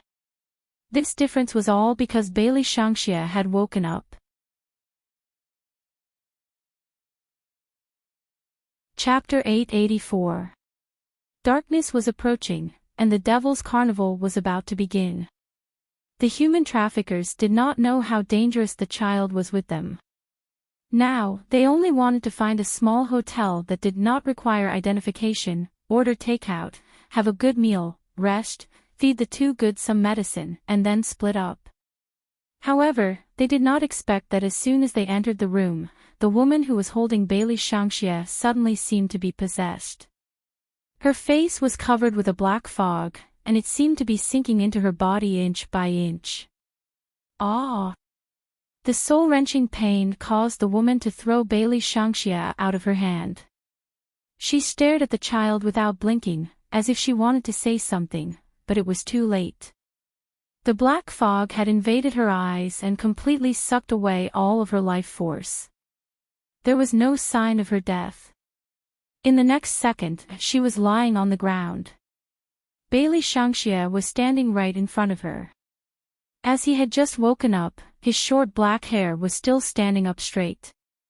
His expression was very cool. He licked his thin lips cruelly and bloodthirstily. Then, he sneered, as if he was disgusted by the taste of something. The woman's painful cry attracted everyone's attention, and the human traffickers did not notice the strangeness of Bailey Shangxia at all. Little Qingchen, on the other hand, was awakened by the commotion. He reached out his little hand and rubbed his big eyes. Then, he turned his head and looked at Bailey Shangxia, who was also a child. His little eyebrows furrowed. He finally knew what the other party was, a demon that fed on souls. However, she had never seen a devil of the same age as her. Under normal circumstances, devils would not appear. They were like the bloodlings, and after so many years of settling, they had perfectly infiltrated into the lives of humans. It could even be said that they were more extravagant than humans, because most of them were nobles from various countries. The more elegant they were, the more it suited their temperament. It was said that the only thing a devil pursued in life was aesthetics. They would even eat with a smile on their face, and no one would feel that they were rude. Bailey Shangxia in front of her was the same, which made little Qingchen feel very strange when she saw him. She wanted to take him home and raise him. But she did not know if Beauty Wei Wei would agree to let him keep a little devil by his side. She should, right? Little Qingchen rubbed her little face again. Her actions were like a little squirrel, always a little dazed after waking up. She blinked her big eyes a few times before she reacted. Now was not the time to consider the problem of raising a devil, but to stop this non-human devil from continuing. She stretched out her little hand and held Bailey Shangxia's wrist. Her little head shook twice, and her expression was very cute. Bailey Shangxia was not full yet, but when he saw that his underling had woken up, he took the time to show some concern. "Where did you buy that piece of chocolate cake that you ate?" It would have been fine if the other party did not mention the chocolate cake, but when he mentioned Qingchen, he was even more determined to not let this group of human traffickers die. However, this did not affect his conversation with the little devil who looked only a little older than him. "I didn't buy the chocolate cake, my mother made it for me." Oh. Bailey Shangxia had been in the modern world for a while, but he had never wanted to find his mother as much as he did now. Especially when he heard that the chocolate cake was made by his mother, this feeling became even stronger, to the point that the little devil looked a little lonely. Of course, Bailey Shangxia's way of expressing his loneliness was very different. He raised his eyelids, squinted his big red eyes, and walked directly to another man, looking like he was about to start the next round of eating. Little Qingchen quickly blocked in front of him, and whispered in his ear with a small voice, looking very cute, "We have to keep them alive, so that we can eliminate their leader." With little Qingchen's reminder, Bailey Shangxia remembered that half of the chocolate cake that he did not get, his eyes were full of hostility, and his voice was very cool. "Got it." Indeed, he had to keep them alive, but this one would not be kept alive for long. Under such circumstances, the human traffickers did not have the extra energy to care about what the two little people were talking about. They were now scared out of their wits. The scene just now seemed to have exceeded their understanding of things. The big man trembled as he stretched out his hand, wanting to check if the woman on the ground was still breathing. The other woman immediately pulled his hand back. "Don't touch. It's not clean. There must be something dirty in this small hotel. It must be so." She spoke with a hoarse voice. If she was not scared to a certain extent, she would not be like this. The man in the blue shirt also had cold sweat on his forehead, but it was obvious that he was different from the other two traffickers, and had received professional training. He roared in a low voice, "Calm down." There was already someone knocking on the wall next door, probably because they thought that they were too noisy. In the past, when doing missions, such a situation had never happened. If someone suddenly died in the middle of a mission, it would be a serious problem for their work. The man thought, and reached out to massage his forehead, as if he had a headache. The woman was still trembling, she could not wait to leave this place. She thought that there was an evil spirit in the small hotel, and did not think about the two little people. However, the man's eyes were on Bailey Shangxia and Hellion Qingqin, and there was a questioning look in his eyes. Why are these two little brats so obedient? During this period of time, he had abducted many children, and every child would cry desperately after waking up for the first time. There was never a moment of silence. At this time, the children were most likely to be exposed and arouse suspicion, so they chose to come to the small hotel at this time to rest instead of sitting on the train. When they were tired from crying for a while, they would be hungry and tired and would not make a fuss anymore. This was the usual method of the traffickers. He had already prepared a cotton cloth to gag the two little brats. After all, the scene in the kindergarten made him feel a little uncomfortable. Unexpectedly, they were the quietest. Looking carefully, their little faces were a little pale, and he did not know why. They must be scared. The woman mumbled, her voice trembling, "Children are psychic, they can see dirty things that others can't. This hotel is definitely problematic." At this time, the man sneered, "So what if there are dirty things? Don't forget who is behind us. I have already told you, this is a big deal, and it is done by the master. What are you afraid of? It's just a little evil. Everything will be fine when you see the master. It's good if there are dirty things, it can make these two little brats quiet."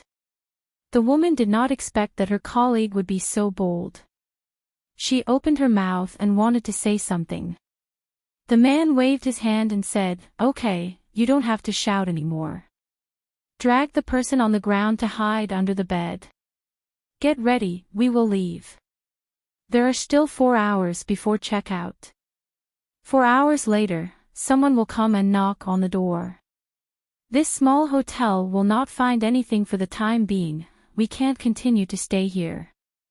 According to the original plan, you and Xiao Wang will go in one line, and I will go in one line. We will send these two goods separately." When Bailey Shangxia heard that the other party wanted to separate him and his underling, his red eyes were filled with a cold light. It should be known that the current little Qingqin was countless pieces of chocolate cake to Bailey Shangxia. It was fine that the other party had knocked away half of the chocolate cake, but now they dared to take away all the chocolate cake that he was going to eat in the future. Bailey Shangxia sneered in his heart. The light above his head seemed to have sensed something, and it made a buzzing sound. The woman and the burly man were already very scared. Now that they saw the situation in the room, they widened their eyes in horror. However, before they could scream, the entire room was plunged into darkness. In just a moment, the woman only felt a cold wind flash past her.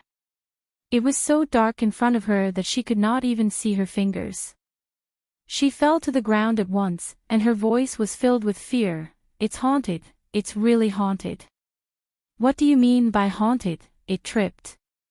The man in the blue shirt reacted quickly. He picked up the phone and shone it to the side, and then pushed the door open. The light in the room was finally restored. The woman secretly breathed a sigh of relief. Just as she was about to stand up, she found that the burly man beside her was lying on the ground stiffly. He looked exactly like the woman who was tricked when they entered the room. The woman could no longer hold back the fear in her heart. She reached out and grabbed the man's sleeve. "We can't stay here, we really can't stay here anymore. We'll take the 2 children and leave immediately. Anyway, we're going to the same place, so we might as well take the same train. No matter what, we have to leave here. If you don't leave now, I'll leave by myself. What are you panicking for? Even though the man said that, his back was drenched in sweat. This small hotel was indeed abnormal, and they had to disguise themselves as a couple to avoid any mistakes. The other party was not very experienced in abduction, so it was best for them to leave together. With that in mind, he pushed the big man under the bed as well, and his voice became anxious. We'll take the same train. You carry 1 child, and I'll carry the other. Let's go immediately. Of course, the woman couldn't wait to check out. She didn't even say anything, and bent down to pick up little Chinchin. Little Chinchin was very cooperative. She looked sideways at Bailey Shangxia, who was also picked up by the man, and the desire to raise a little devil became stronger. Her little hand involuntarily reached out and touched Bailey Shangxia's head.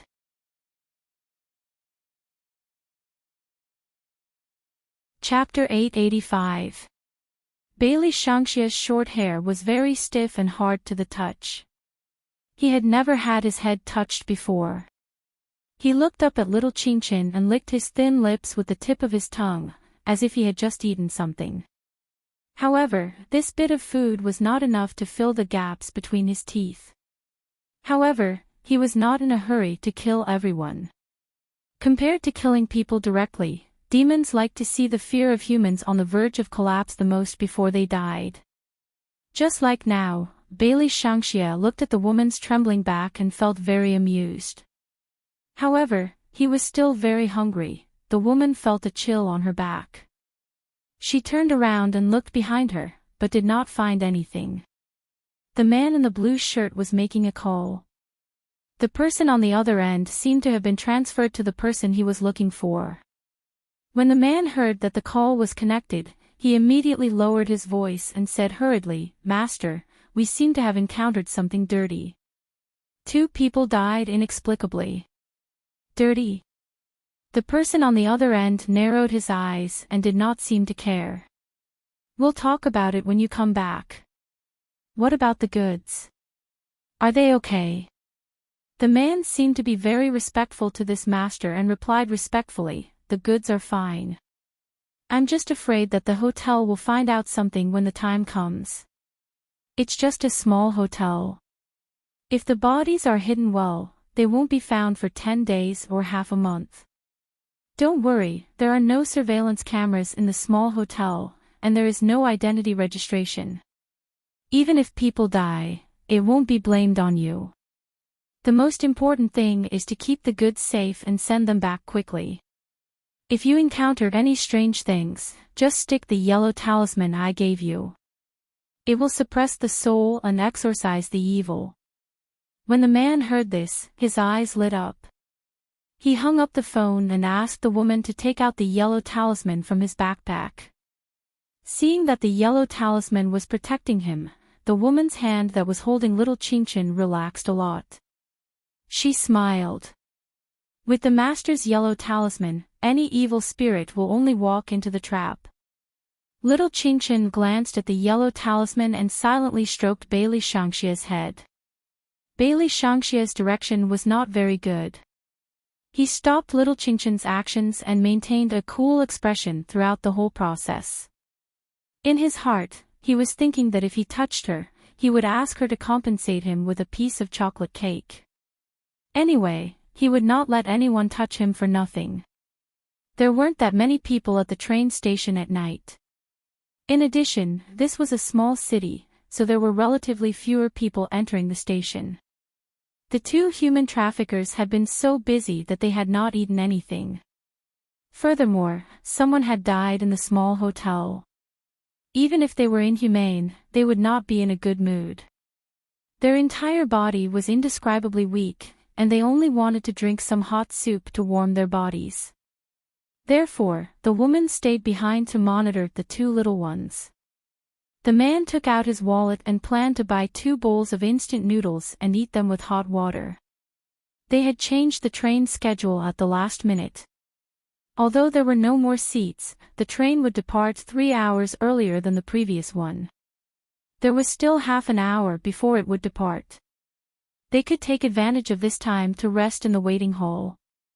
The woman was really mentally exhausted. If it were not for the yellow talisman, she would probably have broken down. The place that sold instant noodles was in the waiting hall, but the place where they needed to get hot water was a little far away. The man asked the woman to feed the 2 little ones some medicine. He did not have to let them fall asleep. It was good that they were listless like now. The woman responded with her mouth, but her hands did not move for a long time. Looking at the back of the man's departing figure, she reached out and rubbed her face. They had abducted and sold so many children, but none of them had been as embarrassed as they were today. Speaking of which, this woman had not received much education. In fact, she also had children. However, blinded by greed, she only had her own children in her eyes. She knew that abductors could make money quickly. She had done all kinds of heartless things and had never felt guilty. As long as she could live a good life, she did not care what others did. She had been interrogated by the police before, but so what? The police were very efficient. The abductors were very familiar with the police's efficiency. They insisted that they did not do it, and everything was peaceful. She did not think that she was guilty, nor did she think that the dirty things in the hotel were retribution for them. She just felt that they were unlucky to have entered a small hotel that they should not have entered. Moreover, these 2 little ones, one of them had red eyes. It was not easy to make a move on them. The woman had a fickle temper. Coupled with her experience, when she looked at little Qinchin and Bailey Shangxia, it was inevitable that her expression would be a little ugly. Some human traffickers would often secretly vent their anger on the children after abducting them. This woman was such a human trafficker. She reached out her hand and wanted to slap little Qinchin. Anyway, when the child cried, people would only think that she was disciplining the child for being disobedient. The 2 little ones were leaning their heads against each other, curiously looking at the scene in the train station. Qinchin's stomach was also hungry, and was growling. She did not expect that the woman would make a move. However, before her palm could land on her back, her entire body was pulled over by a small wrist. That small finger was as white and beautiful as his father's. I wanted to play with you more, but you humans are so stupid. Not only do you have a death wish, but you also want to touch my chocolate cake time and time again. Qinchin, who was treated like a chocolate cake, was speechless. Anyway, if you die, someone else will take us there. Thinking of this, Bailey Shangxia did not need to hide anymore. His eyes emitted a unique light that was unique to demons. The woman stared at this scene with her eyes wide open. Her heart surged with unprecedented regret. She wanted to scream, but she found that her throat seemed to be blocked by something. She could not make a sound. She had always thought that the dirty things were in the hotel. She never thought that there would be any problem with the child they abducted. When she saw the bloodthirsty evil smile on that handsome little face, her scalp went numb. What kind of thing did they abduct? The woman did not have time to move. She could not even shake off that porcelain white hand. She was engulfed by a black fog from head to toe. That kind of pain was almost imprinted on her soul. She opened her mouth, and the next moment, she sat back in her seat. Her neck stiffly drooped, as if she had fallen asleep. However, little Qinchin knew that she was not asleep. Her soul was eaten by Bailey Shangxia. Speaking of which, he seemed to have a big appetite. Little Qinchin turned her head to look at Bailey Shangxia. Bailey Shangxia licked his thin lips and said in a cool voice, "What are you looking at?" "Eating too much is not good for digestion," little Qinchin said as she rubbed her little belly. She looked up at Bailey Shangxia and said, "I'm hungry too." Little Bailey Shangxia had no experience in taking care of humans. With a cool expression, he jumped down from the seat and opened the small bag that the woman carried with her. He took out all the cash that he could use and said in a domineering manner, "I'll buy you some food when we get on the train." "Okay." Qingqin nodded. She thought for a moment and added, "I'm not chocolate cake." Bailey Shangxia refuted seriously, "You are.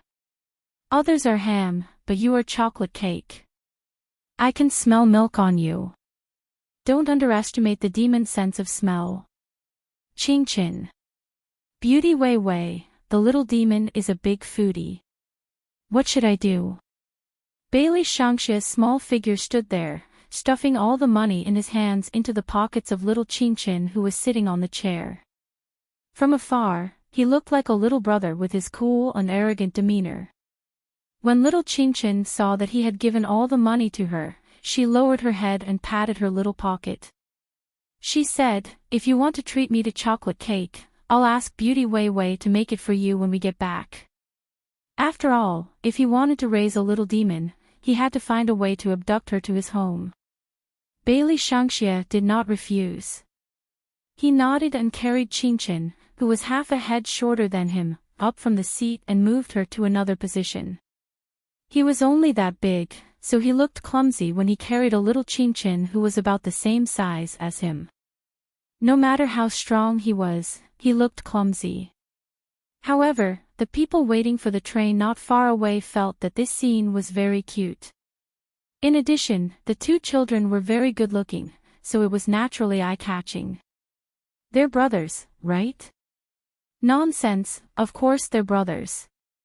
The older brother is so handsome. His nose is straight, and his skin is so white that it looks like it's painted. And his eyes are big and bright. He's a foreigner, right? His eyes are dark red. He's probably a mixed race. Look at his black hair. A mixed race is more handsome. When the man came back with the bowl of instant noodles, he heard these words. He narrowed his eyes and hurriedly walked through the crowd. When he saw that the two children were not shouting or crying, and that the woman was sitting opposite them, he breathed a sigh of relief. But why did the woman dare to sleep at this time? The man was displeased. He touched the woman's head with one of the bowls of instant noodles and said in a low voice, "What's going on? Wake up." The woman did not move at all. Not only that, but she also fell to the side when the man touched her. Fortunately, her friend was sitting next to her. Otherwise, he would definitely have noticed the woman's suspicion. The man was the closest to his companion. When he saw the woman's abnormal expression, he immediately understood what had happened. The answer was coming. He tried his best to control his emotions so that he would not throw the bowl of instant noodles in his hand away. This was because he knew that if he made a loud noise now, it would definitely attract attention. Therefore, he had to endure it. He first put the bowl of instant noodles aside, then stretched out his trembling right hand to help the woman back to her original position. That way, it would look like she was just asleep and not breathing. After doing all this, the man turned around to look at Bailey Shangxia and the others. He planned to feed the rest of the medicine to the two children. Then, no matter who he carried, he would get on the train first. However, when he bent down, he saw a small bag under the feet of the two children. This bag was clearly carried by the woman. How did it get under their feet?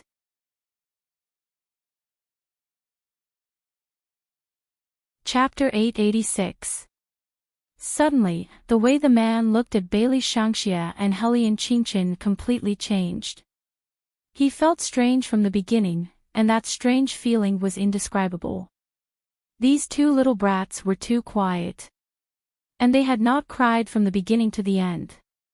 Even when they were in kindergarten, one of them even brought him to see the police. If he had not reacted fast enough, he would have been caught by now. How could a 3-year-old child be so smart? When he was 3 years old, if someone gave him a piece of candy, he would probably follow that person. Would he know how to set a trap for others? This was simply a fantasy story. Originally, everything was going smoothly today, but ever since they met these two brats, more and more trouble began to appear. 3 people, a total of 3 people had already died. But these 2 brats did not even make a fuss. People died for no reason, were they not afraid? Even if they were not afraid, which child would be in the mood to take the money in the bag at this time? Strange, all of this was too strange. For some reason, the man felt that the 2 children in front of him made him feel very oppressed, especially the child they did not want to kidnap. That pair of fiery red eyes was just like a demon. That's right. It was the kind of evil, elegant, and murderous demon that walked out of asshole. The man trembled. Whether it was his illusion or not, he did not want to do this business anymore. Without hesitation, the man took the wallet in his hand and turned to leave. It just so happened that the train he was going to take had started to check in. Even if he walked very quickly, it would not be strange. Moreover, as long as it was a train station, there would never be a lack of people checking in, no matter how small the city was. Bailey Shangxia looked at the back of the man who blended into the crowd in the blink of an eye. His small brows furrowed, and then he laughed coldly. Want to escape? Ha, no human could escape from the palm of his hand. What's more, he still had to follow this little white mouse to find the person behind it. He had promised that he would finish everything in one fell swoop. Little Qingchen had the same idea, so before Bailey Shangxia could say anything, he jumped down from his seat. He was still a little shaky when he walked, but he didn't forget to hold Bailey Shangxia's hand. He took small steps forward and said in a serious tone, "I know which train he's taking. We'll get on with him." Little Qingchen had a photographic memory since he was young. When the human traffickers were holding the train tickets, he had already scanned the information on them. Not only did he remember the train schedule, he even remembered the carriage and seat number of the human traffickers. It was just a little troublesome to go through the security check. Little Qingchen raised her head and tried to jump up, but she couldn't see anything in front of her. When Bailey Shangxia saw that he was struggling to jump, he immediately reached out and carried the little one up. However, it was useless. The 2 of them added together were not even as tall as a high school student. It seems that I can only freeload. Little Qingchen finished talking to himself and continued to hold Bailey Shangxia's hand. Like leading his little child, they stood in front of the 2 couples. The couple had already noticed them.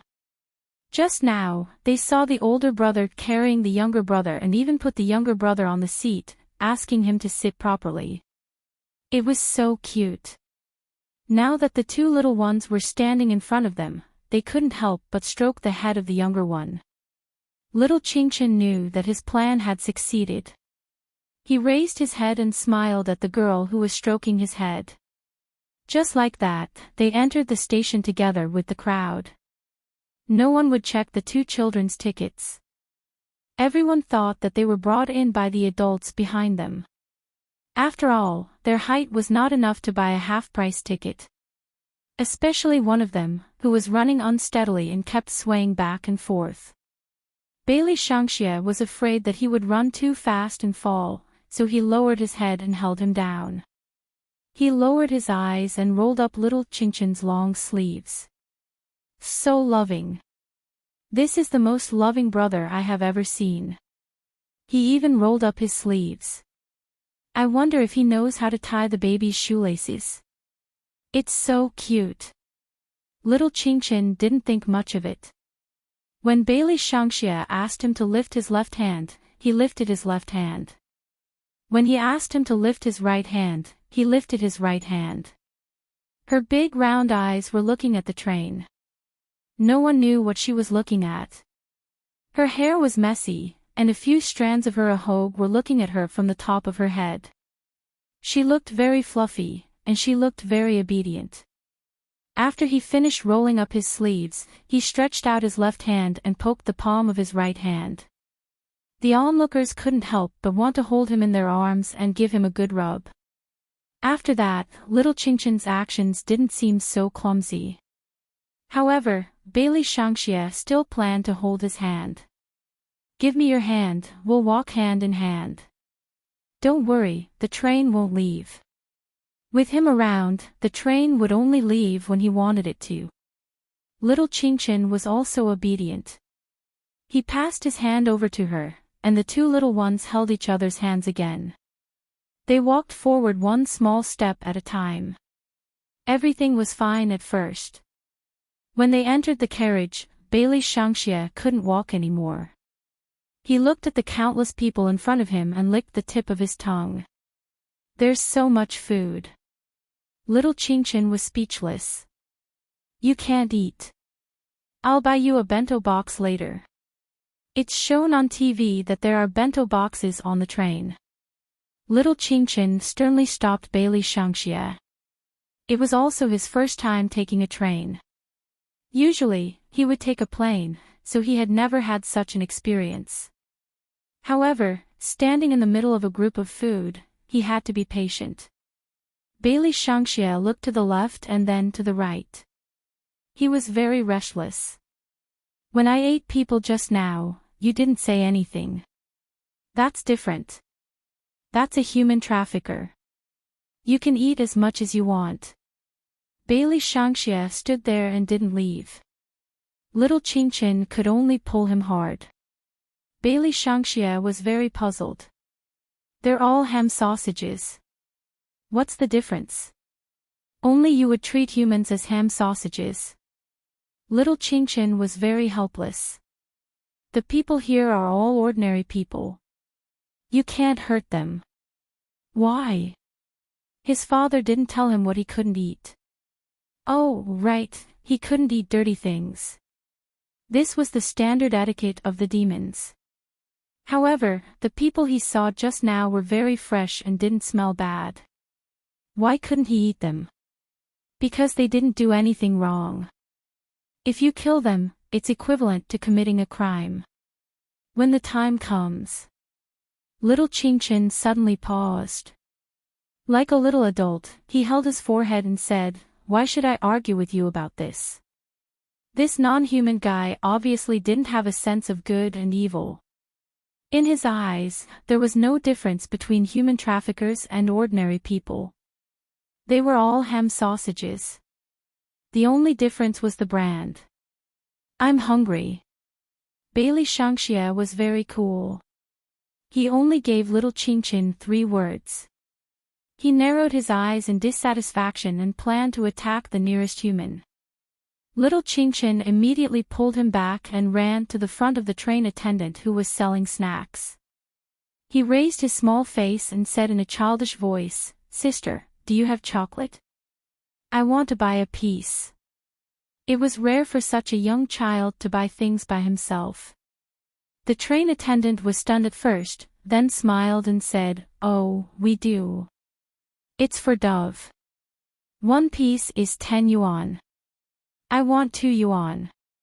Little Qingshan rummaged through his pocket and fished out a 50 yuan note. He then handed it over with his small hand. Bailey Shangxia had already lost interest in the ham sausages that could be eaten at any time after hearing about the chocolate. He looked at the chocolate in Little Qingshan's hand with bright eyes. Little Qingshan wasn't very good at opening the packaging of jades. He held the money in his small hand and after a long time, he still couldn't open the packaging. Bailey Shangxia found an empty seat and carried Little Qingshan to sit on it. Then, he opened the 2 pieces of chocolate. He took 1 piece and fed the other to Little Qingshan. When he was almost halfway through, Bailey Shangxia remembered that human anatomy was different from his. He put away Little Qingshan's piece and said seriously, "Children can't eat too much chocolate." When the people around him heard this, they burst out laughing. This brother is so interesting. He's still a child. Little Qingshan actually still wanted to eat, but he knew that if he continued to eat, his teeth would definitely hurt. He endured the pain and looked at the half piece of chocolate again. Bailey Shangxia opened his mouth and ate the rest of the chocolate. His voice was still cool. Let's go find that man. Okay. Little Qingchen patted his small pocket and walked behind Bailey Shangxia shakily. At this time, the train had already left for 10 minutes. The human trafficker didn't expect Bailey Shangxia and Little Qingchen to follow him onto the train. He thought that the matter was solved. He leaned against the carriage and rubbed his head. Then, he lit a cigarette and took 2 deep puffs. Unlike planes and high-speed trains, smoking was allowed on the express train. In the pantry of the carriage, people often gathered together to smoke. The human trafficker didn't buy a ticket. After so many things happened 3 times in a row, he planned to take the bus directly to Yungue district after getting off the train this time. Then, he would change to the train that they were going to do the transaction. Without a child, taking the bus was the safest way to avoid detection. It was easy to deal with the hotel, but the woman who died at the waiting station of the train would definitely be found within a day. After this transaction, he would directly leave the border from Yunnan. Otherwise, he couldn't guarantee that he would be in danger. When he thought of this, the human trafficker punched the side of the carriage. Fortunately, he was in the bathroom. He raised his head and looked at himself in the mirror. He washed his face with cold water and dialed a number. Master, another person died. Goods. I didn't bring the goods. I have a feeling that these 2 brats are too strange. They're not normal at all. Yes, I'm on the train now. I'll be there in 3 hours. The other goods are still here. I'll ask someone to bring them to the train when the time comes.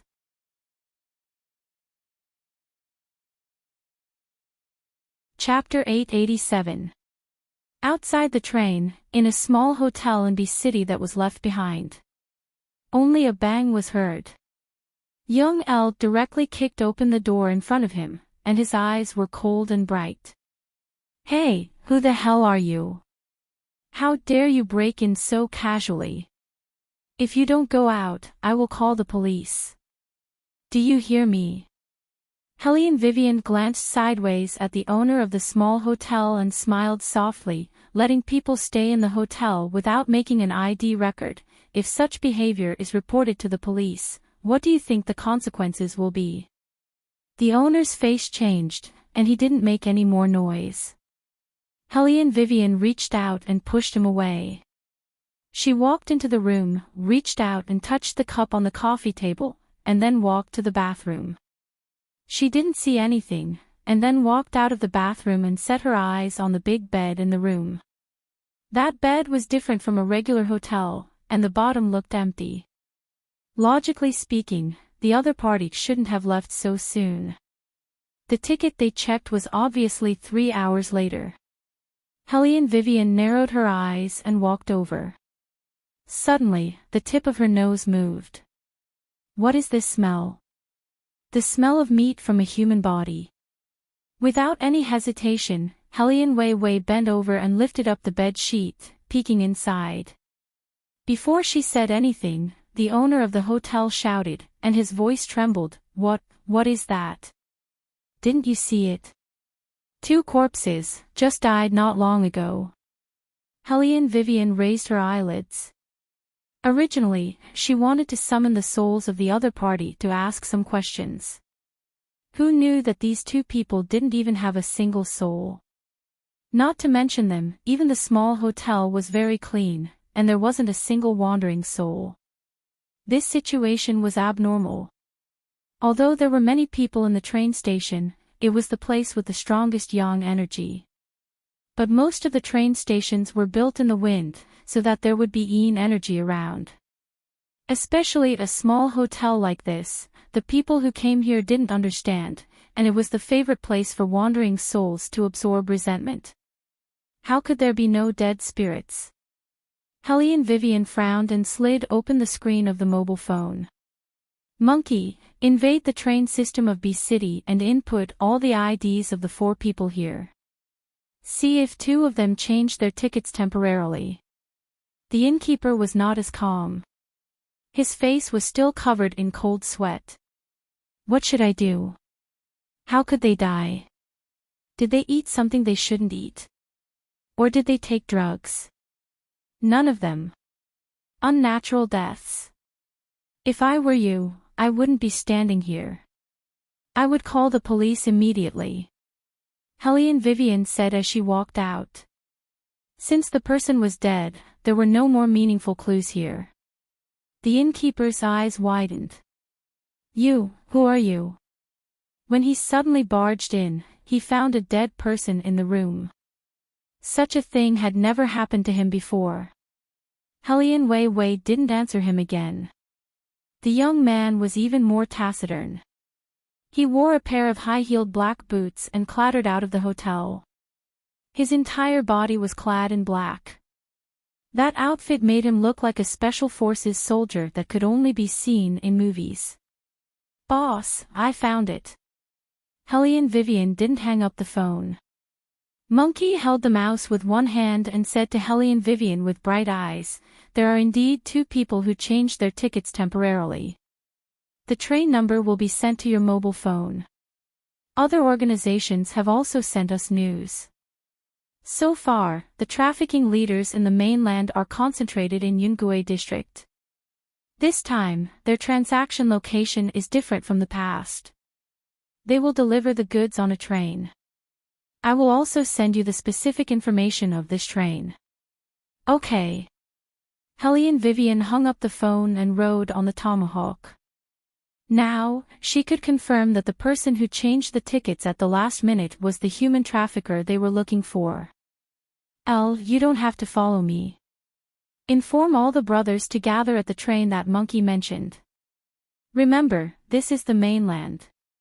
When you bring your equipment on board, remember to dismantle them. As she spoke, Helene Vivian pressed her helmet and smiled. You guys go to the car and wait for them. Qin Chen and I will be there soon. Elle knew that Boss was going to play big this time. She even mentioned the equipment. She definitely didn't intend to let the other party go. Gold, old A, did you hear what Boss said? Elle pressed his Bluetooth headset. The 5 sports cars on the highway changed directions and were divided into 5 images. Each image was very handsome. Roger. Gather in Yunnan. Swoosh. The beautiful body of the BMW Tomahawk drew a bright light in the darkness. On the train, the man in the blue shirt was still sleeping on the carriage until his mobile phone rang. Then, he lowered his head and quickly pressed the call button. Master. Listen, there are a few organizations looking for us now.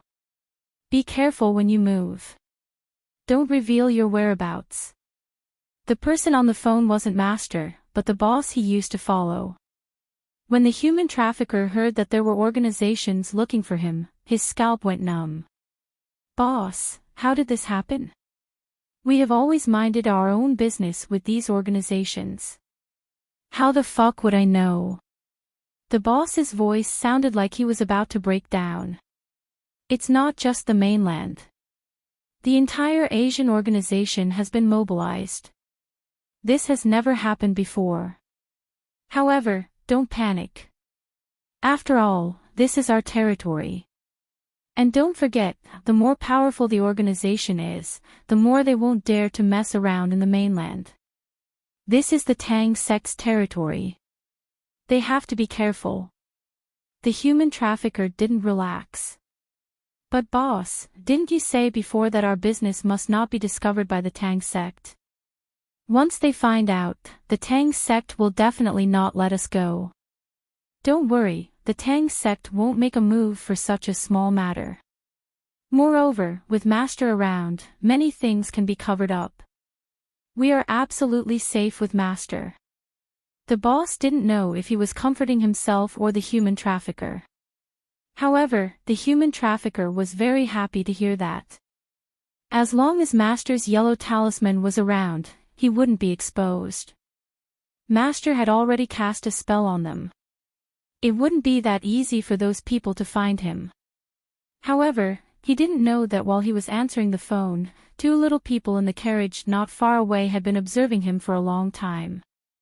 Qingshan's gaze was on his phone. Bailey Shangxia didn't think so.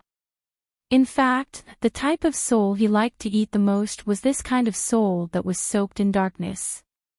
It would be best if there was some resentment in it. Then, the taste would be different. Moreover, he could tell that this man must have been cast a spell on by someone. It should be good to eat. Thinking of this, Bailey Shangxia stuck out the tip of his tongue and licked his thin lips. Qingshan turned around and said to him, "I forgot to call Beauty Wei Wei. It's already 11 o'clock. I'm not back so late, she must be worried." Bailey Shangxia didn't think much of it. Usually, he would jump to another city while eating. If he didn't return home for 3 days and 3 nights, his father wouldn't look for him. For Bailey Shangxia, this was a very normal thing. "I'm going to borrow a phone to call Beauty Wei Wei." Little Qingshan bit his thumb and pattered over to the flight attendant. With a serious expression on his face, he asked, "Sister, can I borrow your phone to call my mother?" Qingshan looked so cute that the flight attendant's heart was about to melt. "Little friend, are you lost? Your mother is sitting there. Sister will help you broadcast and ask her to come find you, okay? My mother isn't on the train, only Grandma is. But Grandma is asleep. I don't want to wake her up, so I came to ask Sister to borrow a phone to call my mother." As Qingshan spoke, she tried to tiptoe and pointed at the old woman who was sleeping soundly not far away. Seeing that she couldn't even stand properly, the flight attendant immediately handed the phone to her. "Here, take it and make the call." "Thank you, sister." Qingshan held the phone in her small hand and pattered over to Bailey Shangxia. Her white and tender little finger tapped the number on the screen again and again. After the number was dialed, she raised the phone to her ear. Bailey Shangxia saw that she was struggling to hold the big phone, so he freed one hand to help Qingshan press it. Hellion Vivian, who was riding the tomahawk to the final destination of the train, heard her earpiece ring. She picked it up without looking at the number. The sound of the wind was all around her. "Hello. Beauty Wei Wei, it's me." Little Qingshan was very happy. He was afraid that Beauty Wei Wei wouldn't pick up when she saw an unknown number. Hellion Vivian raised her eyebrows and stopped the tomahawk by the roadside. "Where are you?" "I'm on the train." Little Qingshan was so happy that he didn't even hold the phone. Instead, he let Bailey Shangxia hold it for him and pressed his little face against it. "I'm with a friend I just met." Hellion Vivian's thin lips curved. "Train K1117. "Yes." Little Qingshan nodded. "I saw a bad guy at the school gate, so I followed him." Hellion Vivian. "So you were willing to be kidnapped from the start. Have you eaten?" Hellion Vivian still felt sorry for her son. Little Qingshan moved again. "Yes, I ate chocolate with the friend I just met." Hellion Vivian laughed. "Do you want to lose all your teeth?" "Who's the phone? The human traffickers?" No, the human trafficker was scared by the friend he just met and ran onto the train. "We followed him and then I borrowed a phone from the stewardess." Although little Qingshan's voice was very cute, the rules were very clear. Soon, Hellion Vivian noticed that his son kept talking about the friend he just met. "Qingshan, are you hiding something from me?"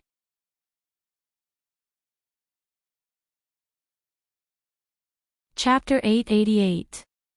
Upon hearing this, little Qingshan's big round eyes darted around. He subconsciously looked at Bailey Shangxia, who was holding the phone in his hand. Then, he turned his head and held the phone. He lowered his voice and said, "Pretty Wei Wei, can I raise a little devil? The very obedient kind." "Demon. Obedient. Obedient. After Helian Wei Wei chuckled twice, she instantly thought of the two soulless corpses in the small hotel. Her eyes suddenly narrowed. That new friend of yours is a demon. Little Qingchen knew that he couldn't hide it, so he simply nodded his little head. Yes, he said that he likes to eat the chocolate cake you make. After we're done here, can we bring him home? After hearing the words chocolate cake, Bailey Shangxia's cool little face finally showed some expression. He also leaned over and put his ear to the phone screen. You can bring him home, but let's meet outside first. Helian Vivian rode on the tomahawk and tilted his head to look at the side of the track. In the distance, he could still see the tail of the train turning into the tunnel. I'm going in the same direction as you. The trafficker will change trains halfway. After you get off the train, wait at the door. I will pick you up and watch your little demon. Don't let him eat people casually on the train, understand? Understood. Qingchen hung up the phone and looked up at Bailey Shangxia. Beauty Wei Wei is also here. She must have found the nest of the bad guys and wants to come with us to get rid of them. Bailey Shangxia's scarlet eyes paused. How does she know our route? She found out after checking. Qingchen said very casually. Bailey Shangxia glanced at him and thought to himself, don't bully me because I'm not educated. When did humans become so efficient? Besides, it's impossible for others to find out the train information of others, let alone the route. After making the call, Qingchen returned the phone to the flight attendant. However, she was still young. Normally, she should have washed up and gone to bed at this time. It was inevitable that she would feel sleepy now. She stretched out her small hand and rubbed her eyes. There was only one extra seat around them, and it was a temporary one. The next stop would be for passengers. Bailey Shangxia saw that he was sleepy, so he carried him and put him on the seat. He stood on the right side of little Qingchen to prevent others from touching him. Little Qingchen rubbed her eyes and suddenly thought of something. Do you want to call the person in charge of you?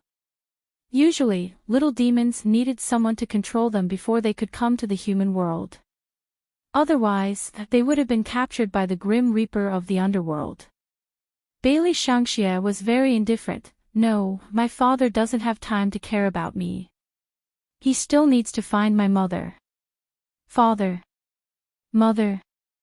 Little Qingchen felt that these two names sounded very familiar, as if she had heard them somewhere before. She shook her little head and couldn't remember. Then after we get rid of the bad guys, you can come back to my house with me first. Then, I'll ask Beauty Wei Wei to inform your father to pick you up. Okay. The two little people, one standing and one sitting, said a few words from time to time. Until the little one fell asleep, like a chicken eating rice. His head kept bumping into Bailey Shangxia's shoulder. Bailey Shangxia was afraid that he would hurt his little nose, so he just stood there without moving. He supported the little one with his shoulder and did not forget to hold little Qingchen's back with his hand. His expression did not change at all. His eyes were looking at the scenery outside the window. His small side profile was very cool. His thin lips seemed to be moving, but it was not obvious. When the train passed through the tunnel, his face was reflected in the window. Only then did she know that he was talking to someone. At this time, almost everyone in the train was asleep. No one noticed that many black crows had been circling the train since just now. Large clusters of black feathers fell from the front of the train, painting the whole way. That was a sign unique to the arrival of demons. Bailey Shangxia raised his little eyebrows. Father actually came, and made such a big scene. That's enough. The black crow flapped its wings twice, just like that. It stuck to the window of the train and called out in a low voice twice. Bailey Shangxia was afraid that it would wake little Qingchen up, so he reached out two small hands and covered little Qingchen's ears. Then he said in a low voice, "Hey no, after I'm done with this, I'll look for father. Go ahead and keep an eye on a person." I've made a mark on him, so it's easy to find him. Watch him carefully, don't let him run away." After hearing the order, the black crows left the window, but they still did not leave the train. They circled back and forth above the carriage as if they had found someone. That scene was very strange.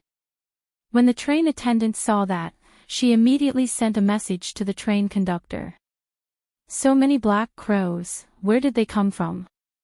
No one could answer their question. Even the train conductor's final answer was, probably when the train passed through the tunnel, it woke up the black crows. This is a very normal phenomenon. When they reach the next tunnel, they will probably leave. Even if they don't leave, it's fine. They just saw a glowing object, so they followed it all the way. Under normal circumstances, such an explanation was used to fool the crowd. Ordinary people did not know, but the train conductor knew very well. There were many trains passing through the tunnel, so when had so many black crows appeared? Something must have happened. However, unlike flying on land, as long as one was careful, one could deal with it. Therefore, everything seemed to be safe and sound. The people in the carriage who were not asleep were all leaning against the window to look outside. They had never seen so many black crows flying in groups.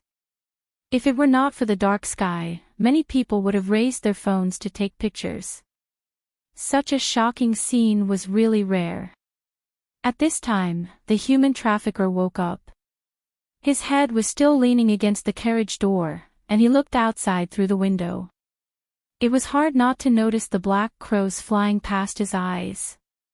And for some reason, he had a feeling that those black crows were staring at him. That's right, as if they were following someone's orders, they were staring at him. The human trafficker was frightened by his own thoughts. He shook his head and thought that it must be because too many things had happened today, so he had such an illusion. But he was still worried, especially when he saw the blood-red eyes of the black crows. He felt like he had been struck by lightning. He finally understood why those black crows gave him such a familiar feeling. The color of those eyes was obviously the color of the child who should not have been kidnapped. The strange feeling from before returned. The human trafficker smiled coldly, then took out the yellow talisman and hung it around his neck. Since he knew where the problem was, it was easy to deal with. When he got off the train, he would ask the master to clean up all these dirty things.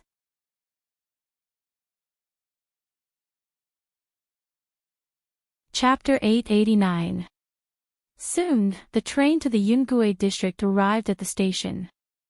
The trafficker was not in a hurry to get off the train. Instead, he looked at the black crows flying around outside and dialed a number with his mobile phone. "Boss, I'm being watched." No, not by the police, but by a group of dirty things. These dirty things are obviously trying to ruin our business. If they keep following me, I won't be able to bring the goods onto the train. Ask the master to give me some advice, and I'll wipe out this group of dirty things. The person on the other end of the phone hung up after hearing the situation. The person who was called the boss by the trafficker was a local tyrant in the Yungue district. People called him the Sixth Master. He was in the business of trafficking children and women all year round. It was reasonable to say that this kind of task of delivering goods by train would not have a big problem. Even if he exposed a flaw and was being watched, it was just a matter of breaking a line. However, this time, he did not know what the problem was. Not only did the police investigate him closely, but they also alarmed various organizations and stopped many of his transactions. At first, he thought that he had offended someone. Now, when he heard that there were dirty things causing trouble, he could not take it anymore. He turned around and went to the meditation room on the second floor. If nothing important had happened, he would not have dared to disturb them. But now, he could not bear it anymore. He reached out and pushed the door open. A woman in her 30s was sitting in the room. She was wearing clothes similar to an Indian kasaya and many Buddhist prayer beads around her neck. She was teaching a child how to read. Her side profile looked very gentle, but the child seemed to be very scared and did not learn a single word at all. The woman gripped the ballpoint pen in her hand tightly, as if she was enduring something. She took a breath and stood up from the wooden chair. She had a very exotic face, soft black hair that reached her waist, and a Buddhist aura in her eyes. She looked up at the sixth master and said in a neither cold nor warm voice, "What's the matter?" "Master, it's like this. Old 7 has encountered some problems. It seems that he has been targeted by some dirty things. These dirty things may ruin our plans. When the time comes, those children of single parents that you want." Old 6's voice was somewhat probing, just hoping that she could help solve the problem. In the past, he had never believed that there were ghosts in this world, and he was not afraid of those things. It was not until he met such a person a few days ago that Old 6 realized that there were some things in this world that could not be explained by common sense. For example, there were widely spread cases in the market that could make people follow you with a pat on the shoulder. The practical application was not the legendary secret medicine at all. A paper talisman could do it. There were also methods to kill people and tricks to raise ghosts. Every one of them was very powerful. Although Old 6 still didn't know the background of this master in front of him, with this woman's help, he was able to earn 3 times more than before. In the past, he was only in charge of selling goods. Those unorganized human traffickers who abducted children from all over the country would buy goods from him, and the cost in between was a large sum of money. Now, he was a real organization. In just 1 month, the number of children shipped to the Yungue district had reached 5 digits. This master's temper was very strange. She did not take money, but only picked the children that she liked among the goods. However, these children would only stay with her for 3 days at most. After 3 days, no one knew where the children went, and no one dared to ask. Old 6 could see that the reason why she came to him was because he was in this line of work. He wondered what the master had done to those children. She couldn't have eaten them, right? Old 6 did not dare to think too much. He lowered his head respectfully. The woman glanced at him and said in a faint voice, "Where is he now?" "The train has arrived. It should be time to get off." Old 6 took out his phone and said, "Why don't you talk to him?" The woman did not answer the phone. It seemed that all her thoughts were on the child. She picked up a ballpoint pen and said, "It's not necessary. The train station is a very easy place to set up a formation. You can ask him to take my talisman, bite his right hand, and draw a cross on the ground. It will be solved naturally. Just keep the phone connected. Put it on speaker. I can hear it." Old 6's eyes lit up when he saw that she was going to command personally. He immediately put it on speaker. Hearing the feedback from the other side of the phone, the human trafficker rubbed his hands and looked at Black Crow outside the window. His eyes flashed with excitement and killing intent. This group of ungrateful bastards. They could have gone to heaven, but they just had to come in front of him to court death. He smiled sinisterly, pulled the zipper of his coat tight, and walked out of the train in big strides. The master said that if we want to find a way, we have to find a place far away from the exit. At this time, in the carriage, little Chin was still a little sleepy. He did not know that they had arrived at the station. He just felt that it was a little noisy. He stretched out his 2 little hands and rubbed his eyes. The ahog on his head was still staring blankly. Bailey Shangxia saw that he did not want to leave, so he carried him in a domineering manner. He carried little Chin and walked forward slowly. He could not see the road ahead, so he could only tilt his head. His little face was very serious, as if he was completing a mission. When the people around saw the 2 little guys, they made way for them. Some even took out their phones to take a picture and posted it on Weibo. They said, "They are so cute. I want to take them home and raise them," and so on. Bailey Shangxie did not care about what others did. He just felt strange being surrounded by a bunch of ham sausages. If he lost his patience, he might just grab one of them and eat it. However, if he was carrying little Qingqin, Bailey Shangxie could not free his hands. He played the role of a good brother throughout the journey. Perhaps even Bailey Shangxie did not know that when he was treating little Qingqin, he had an unprecedented gentleness. When they got off the train, the black crows swarmed over and landed on the branches of the trees beside the tracks. There were so many birds that the staff could not chase them away no matter how hard they tried. They did not dare to chase them away. After all, black crows were not sparrows. This kind of situation was rare. If it was overseas, in a castle with good greenery, there would be a lot of black crows at night. However, in mainland Huaxia, such a scene had never happened before. Many black feathers fell on the tracks of the train station. The people who got out of the station looked back from time to time to see those black crows. Helian Weiwei was on the dirt road on the other side of the tracks. The performance of the BMW Tomahawk was already good. Coupled with Helian Weiwei's driving skills, she swerved her tail and crossed the break in the dirt road. She leaned forward and fell heavily on the painted asphalt road. Originally, the person who stopped in front of her was a red car waiting for someone. The driver was looking down at his phone when he saw a heavy motorcycle fall heavily from the top of his head. The line of the motorcycle was smooth, and the speed was so fast that it disappeared in the blink of an eye. So fucking cool. Could it be that they are shooting a movie? Did that motorcycle just come out of the top of our heads? Is there something hanging on it? I don't think so. In this day and age, even a motorcycle has to be taken out to show off. Fuck. Do you know what that motorcycle is?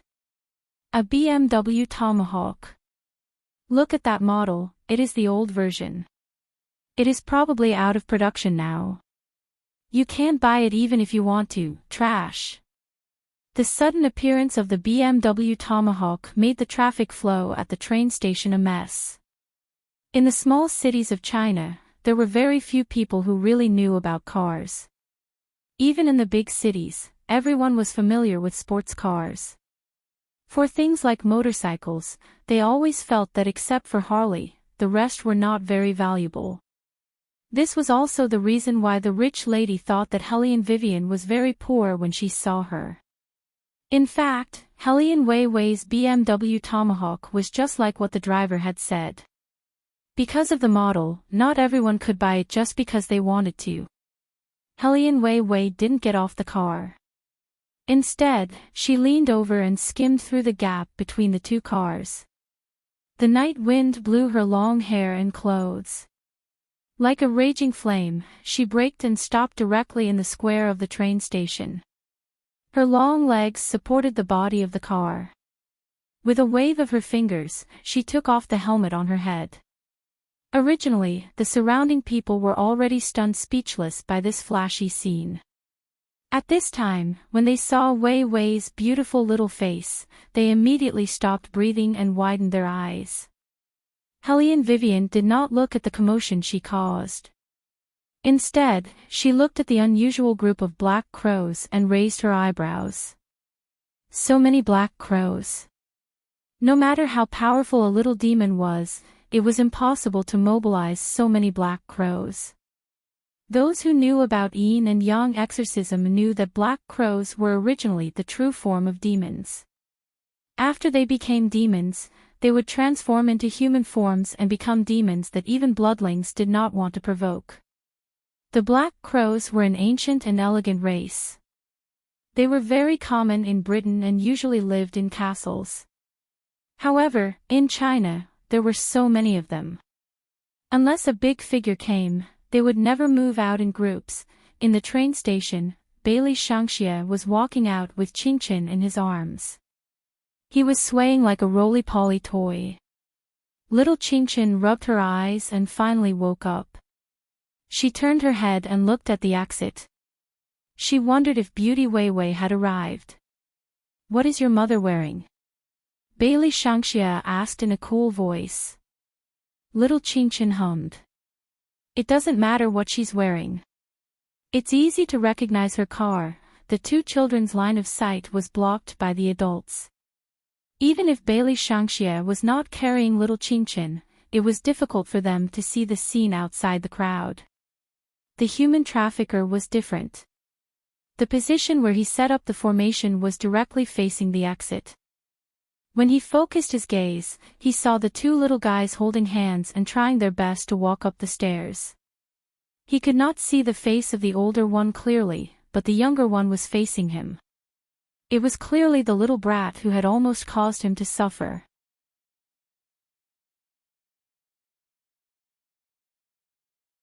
Chapter 890. He had long felt that there was something wrong with these two children. Now that he saw them following him, he was even more certain of his suspicions. Not to mention other things, which 3-year-old child would take the train by himself. The black crows that were flying towards them all stopped behind the slightly bigger person, as if they had been summoned by him. The human trafficker looked at Bailey Shangxia's back from afar and the corner of his mouth twitched into a cold smile. A little brat who knew a little bit of Taoist magic thought that he was invincible and wanted to trick him. He was courting death. The human trafficker did not hesitate. He took a step forward, bit his finger and drew a cross on the ground. Then, he flipped his palm and pressed the yellow talisman on the ground. With a soft hiss, the yellow talisman emitted a faint light and swayed in the air as if it was absorbing something. Soon, it filled the entire train station. After doing all this, the human trafficker curled his lips into a smile. This time, he wanted to see how these two brats and those damn black crows could escape. "Master, I've done everything. What else do you need?" The human trafficker was very excited. The voice on the other end of the phone was emotionless. "Find a place further away and draw another cross. This cross must be drawn at the most shady place for you to control the formation. Then, you just have to wait. You'll see the effect in a while." Hearing this, the human trafficker's smile became even more sinister. It was as if he could already see the two little brats dying soon. He had seen the master use the formation in the past. He could take anyone's life as he wished. Now that he was doing it himself, the feeling was self-evident. He just had to wait for 3 minutes and use the formation to break the balance of the earth's qi. These black crows would have all their souls sucked away. The two brats who did not know what was good for them would also be reduced to ashes. The black crows were the first to react. After all, compared to Bailey Shangxia, these black crows were just birds. They could not resist a formation deliberately set up by someone. When Bailey Shangxia was still holding little Qinchin's hand to climb up the stairs, the black crows seemed to be affected by something. Their eyes were shrouded in a black fog and were about to condense into a vicious aura. In the square, Hellion Vivian, who was holding the BMW tomahawk, paused in the middle of pulling out the key and looked behind her.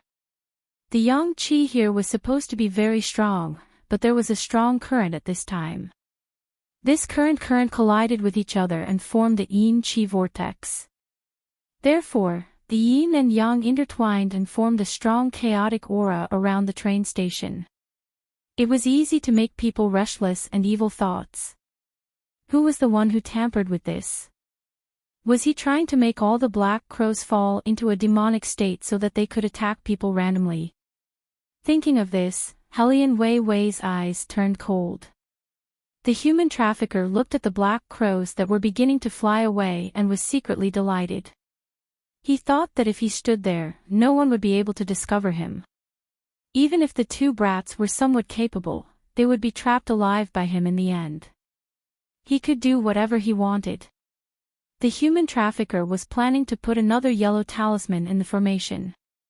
However, he did not expect that when he bent down to take out the talisman, a beautiful BMW Tomahawk would suddenly jump out from behind him and directly crush the formation. The rumbling sound was like the low roar of a tiger. The person in the car looked at him and then curled her thin lips into a faint smile.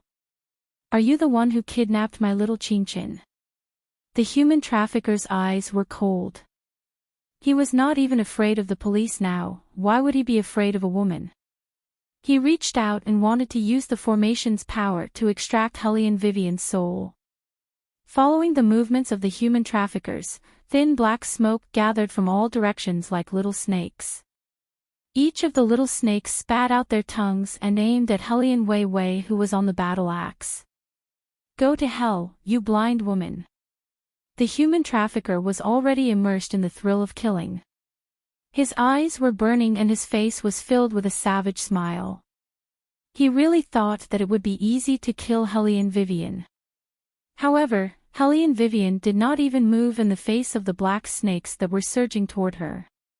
She still maintained her cool posture of supporting herself with one leg. The black snakes immediately fell from mid-air and turned into black fog. When the wind blew, nothing was left. For the phoenixes of Buddhism, this kind of array formation was nothing more than child's play.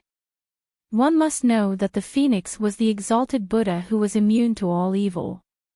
When the human trafficker saw this, the smile on his face completely froze. How could this be? How could the formation given to him by the master fail? Impossible, this was impossible. The human trafficker refused to believe it and wanted to use the formation again. However, the yellow talisman seemed to be stunned by someone's aura and did not move at all. Looking at the situation in front of him, the human trafficker understood that he had kicked an iron plate. His opponent was definitely someone who knew sorcery. But that should not be the case. One must know that he had used a 9-turn yellow talisman that was stained with blood. Even if it was daytime, it should not have failed so easily. How powerful could this woman be? Unless he had encountered the Pei family. When he thought of this possibility, the human trafficker immediately broke out in cold sweat. When the master was casting the spell, she had once mentioned that if he encountered someone from the Pei family, it was best not to have any evil thoughts. He should also try his best to hide his evil thoughts. Otherwise, he would be dealt with immediately. This was because that was the real exorcist tribe. Since ancient times, they had been cleaning up sins that ordinary people could not see. If he had encountered someone from the Pei family, he would be in big trouble. Unless the Grand Master himself was here, he had no chance of winning. After realizing this, the human trafficker didn't even bother to pick up the yellow talisman on the ground. His sinister eyes swept over the old woman who was walking over from the side. He pushed the old woman forward and ran away. Hellion Vivian narrowed her eyes and used her long legs to support the old woman. Just as she was about to give chase, the old woman reached out and grabbed her sleeve. The old woman looked at Hellion Vivian as if she was looking at an enemy. "Don't think of leaving. Do you think you can leave after bumping into me? Do you think you can get away so easily?" Hearing this shout, many people on the other side of the square looked in this direction. The old woman could not be blamed for having such a misconception. She had felt a gust of wind blow her away and thought that the other party's motorcycle had hit her. Old people would often have such misconceptions. Usually, when encountering such a situation, it was really difficult to explain, especially when there was no video recording. The bystanders did not know what was going on and surrounded them. They thought that the person riding the tomahawk would not be able to explain herself and would have to go to the police station. If the old lady was a local and had connections in her family, then this matter would definitely be more difficult to deal with. The result of this matter seemed to be predictable. The police patrolling the square also walked over and was about to ask what had happened. In the face of the old woman's slander, Hellion Vivian, who had been silent all this time, suddenly spoke. She said to the police, "I want to record a statement with a voice recorder." The police paused and could not react. After all, the other party's tone was too smooth, as if she knew the whole process better than they did. If you don't have a voice recorder, I have one. Helene Vivian chuckled and removed the glasses on her windbreaker, revealing a black recording device. She looked at the old woman and said unhurriedly, "Did you think that I rushed out from behind you and hit you, causing you to fall?" "Yes." The old woman was still panting with anger when she said this. In fact, she herself did not know what caused her to fall, but there was such a car in front of her and it was very fast. She must have been hit by the other party. After getting such an unreasonable answer, Helene Wei felt as if 10,000 alpacas were galloping through her heart, but her tone was still very indifferent. "Let me confirm with you again. Just now, did you think that I rushed out from behind you and then hit you, causing you to fall? Are you sure you didn't remember wrongly?" For some reason, the police felt that when the other party was speaking, she seemed to have deliberately emphasized the word "behind." He seemed to have only heard such a way of speaking in one place, and that was in court. There was no mistake. In court, there were often lawyers who used such a way of speaking when questioning their clients. "Yes. How many times do you want me to say it? I was walking on this road. If you didn't hit me from behind, would I fall? Don't think that I'm old and muddle-headed. I know everything." The old woman was still a little dizzy when she fell, and now even her arm was a little painful. She only wanted Helene Vivian to take responsibility. However, what she did not expect, and what the surrounding people did not expect, was that Helene Vivian put away the recording pen and handed it to the police. Then, she pointed at her BMW Tomahawk and pointed at the old woman opposite her. Then, she said neither slowly nor slowly, "Just now, the old woman said that the person who hit her rushed out from behind. The front of my motorcycle was facing this old woman. Whether it is in terms of physics or the path, it is impossible for me to rush over from behind the old woman. May I ask if I can leave now?" When the old woman who was still rubbing her arm heard this, she was dumbfounded. "Wait a minute, I think." The old woman rubbed her head and wanted to say something. Helene Wei interrupted her directly and laughed mockingly. "Old madam, I've confirmed with you twice, and you've repeated it yourself. All the evidence is in the recording. Are you going to say that you've remembered wrongly again?" The old woman's words were suddenly choked in her throat, and her face was burning red. The surrounding people understood what was going on. They never thought of using this method to prove themselves. It was simply 100 points of wittiness. Most of the time, these things would go back and forth. That was because the moment they arrived at the police station, they would encounter ambiguous answers. Under normal circumstances, regardless of whether you were the one who hit the person, as long as it looked like you were the one who hit the person, you would have to take responsibility. Even if she was wronged, there was nothing she could do. However, Helene Vivian directly found the most important evidence and asked the old woman again and again, letting the old woman reveal the loophole.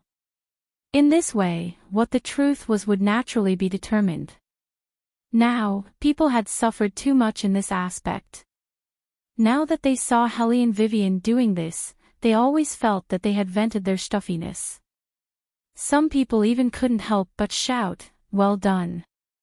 The police had never met such a person, and looked at Helene Vivian with eyes full of surprise. The old woman knew that she had misunderstood, so she didn't say anything. However, at the same time, she couldn't bring herself to say that she was wrong in public. She could only hug her arm and cry out in pain as if she was escaping. Helene Vivian didn't even look at her. She would never waste time on such a person. She couldn't catch up with her, so she simply walked to the place where she had just cast the spell. She bent down and picked up the yellow talisman on the ground. That yellow talisman didn't look like one that was commonly seen in the market. In her memory, she seemed to have seen such a talisman before, but she was a little vague about what it was. The only thing she was sure of was that this yellow talisman wasn't simple. Helene Vivian turned her face to the side and pressed on the Bluetooth headset with her slender fingers. Monkey, I have a talisman here. Help me check its origin. After saying that, she directly took a high-definition picture with her iPhone and sent it over. The call finally got through, but Monkey didn't immediately check the picture. Instead, he asked anxiously, "Boss, did you find the little boss? He must be hungry now. Those human traffickers better not let me catch them, otherwise, I will skin them alive." Helene Vivian was stunned. Right, little Chin-Chin, Beauty Weiwei is never late. She must have encountered something. Little Chin-Chin held the bowl of noodles that Bailey Shangxia bought for her with two small hands. She wasn't anxious at all. Her small mouth blew on the noodles, and then held the bowl of noodles and drank a mouthful of hot soup. It tastes like braised beef. Do you want to have a mouthful? Just as Bailey Shangxia nodded, little Chin-Chin clumsily held the bowl of noodles and fed it to him. She was just short of saying something like, "Big brother, drink the soup." The two little people sat on the steps of the exit with their heads touching each other, drinking the hot soup. The scene was extremely cute.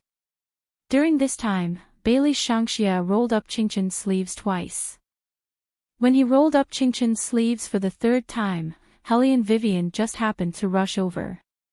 As Helene Chin-Chin and Bailey Shangxia's clothes had been changed, at first, Helene Vivian only glanced at them. When she saw the little person who was strenuously holding the bowl of noodles to feed someone, Helene Vivian curled her lips and smiled. She strode over with her long legs.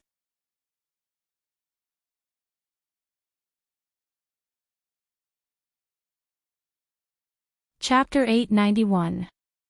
Bailey Shangxia was the first to notice that there was someone behind them. He put down Chin-Chin's hand and stared at a certain spot with his red eyes. His handsome little face was full of vigilance. When Chin-Chin saw that the little devil she wanted to raise had stopped moving, her little hand also paused. She followed Bailey Shangxia's gaze and turned her head. Her eyes suddenly widened and sparkled like a furry little squirrel. That kind of happiness was so obvious that even Bailey Shangxia couldn't help but raise his little eyebrows. At this moment, Helene Vivian had already walked in front of the two little people. She bent down and carried Chin-Chin up and rubbed her hard in her arms. Sounds immediately came from the other side of the phone. The six rough men shouted at each other, afraid that the other side couldn't hear them. "Boss, have you found little boss? I'm going over now. I'll definitely be there in less than half an hour. Old A, can you be more skilled in lying? It'll take at least an hour to reach the train station from here. Little boss, don't listen to him. Look at me. I made you an omelette today. It's very delicious. Look at the situation now. Why are you still talking about your ugly omelette? Little boss, buy whatever you want at the train station. I have a box of money here. You can eat whatever you want." Helene Vivian's ears hurt from the noise. She said to her son, "Come, say something into the ear mic." Chin-Chin was very cooperative. Her little hand took off Helene Vivian's earpiece and said seriously, "I've already eaten a bowl of noodles. My new friend bought it for me." Friend?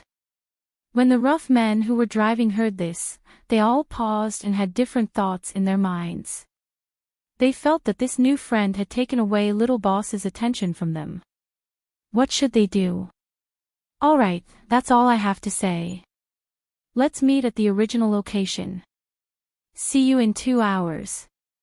Helene Weiwei hung up the phone after she finished speaking and set her earphones to silent mode.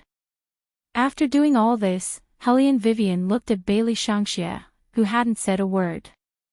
Bailey Shangxia was also sizing up Helene Vivian. The black crows behind him landed one after another, their eyes filled with the unique bloodthirsty evil of demons.